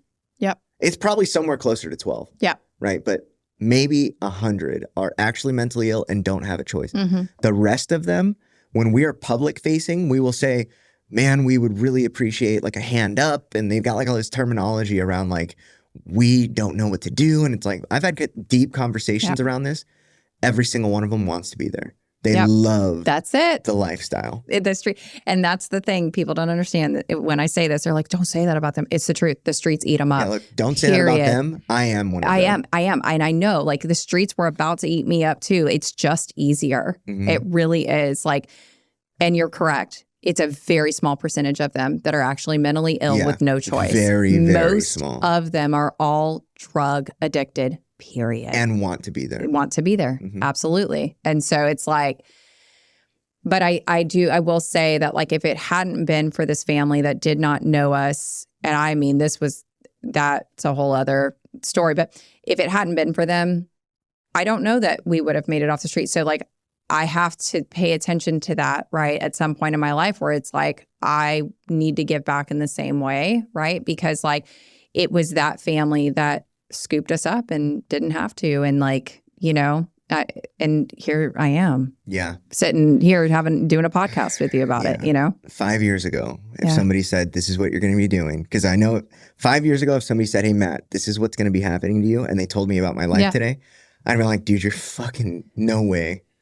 No. I mean, it isn't even in the cards. There's, like I said, none of this logically makes sense. Yeah. This is not a us thing for sure. Yeah. Yeah. Okay. Well, let's do this again. Yes. Because I have a feeling that these conversations can go on for a long time. Oh, for sure. Yeah. I appreciate your time and thank you for coming. Thank you for We'll having me. definitely do this again. Yeah, absolutely. Thanks for listening to My Last Relapse. I'm Matt Handy, the founder of Harmony Grove Behavioral Health, Houston, Texas, where our mission is to provide compassionate, evidence-based care for anyone facing addiction, mental health challenges, and co-occurring disorders. Find out more at harmonygrovebh.com. Follow and subscribe to My Last Relapse on YouTube, Apple Podcasts, Spotify, and wherever you like to stream podcasts. Got a question for us? Leave a message or voicemail at mylastrelapse.com. If you're feeling overwhelmed or struggling, you don't have to face it alone. Reaching out for support is a sign of strength, and help is always available. If you or anyone you know needs help, give us a call 24 hours a day at 888-691-8295.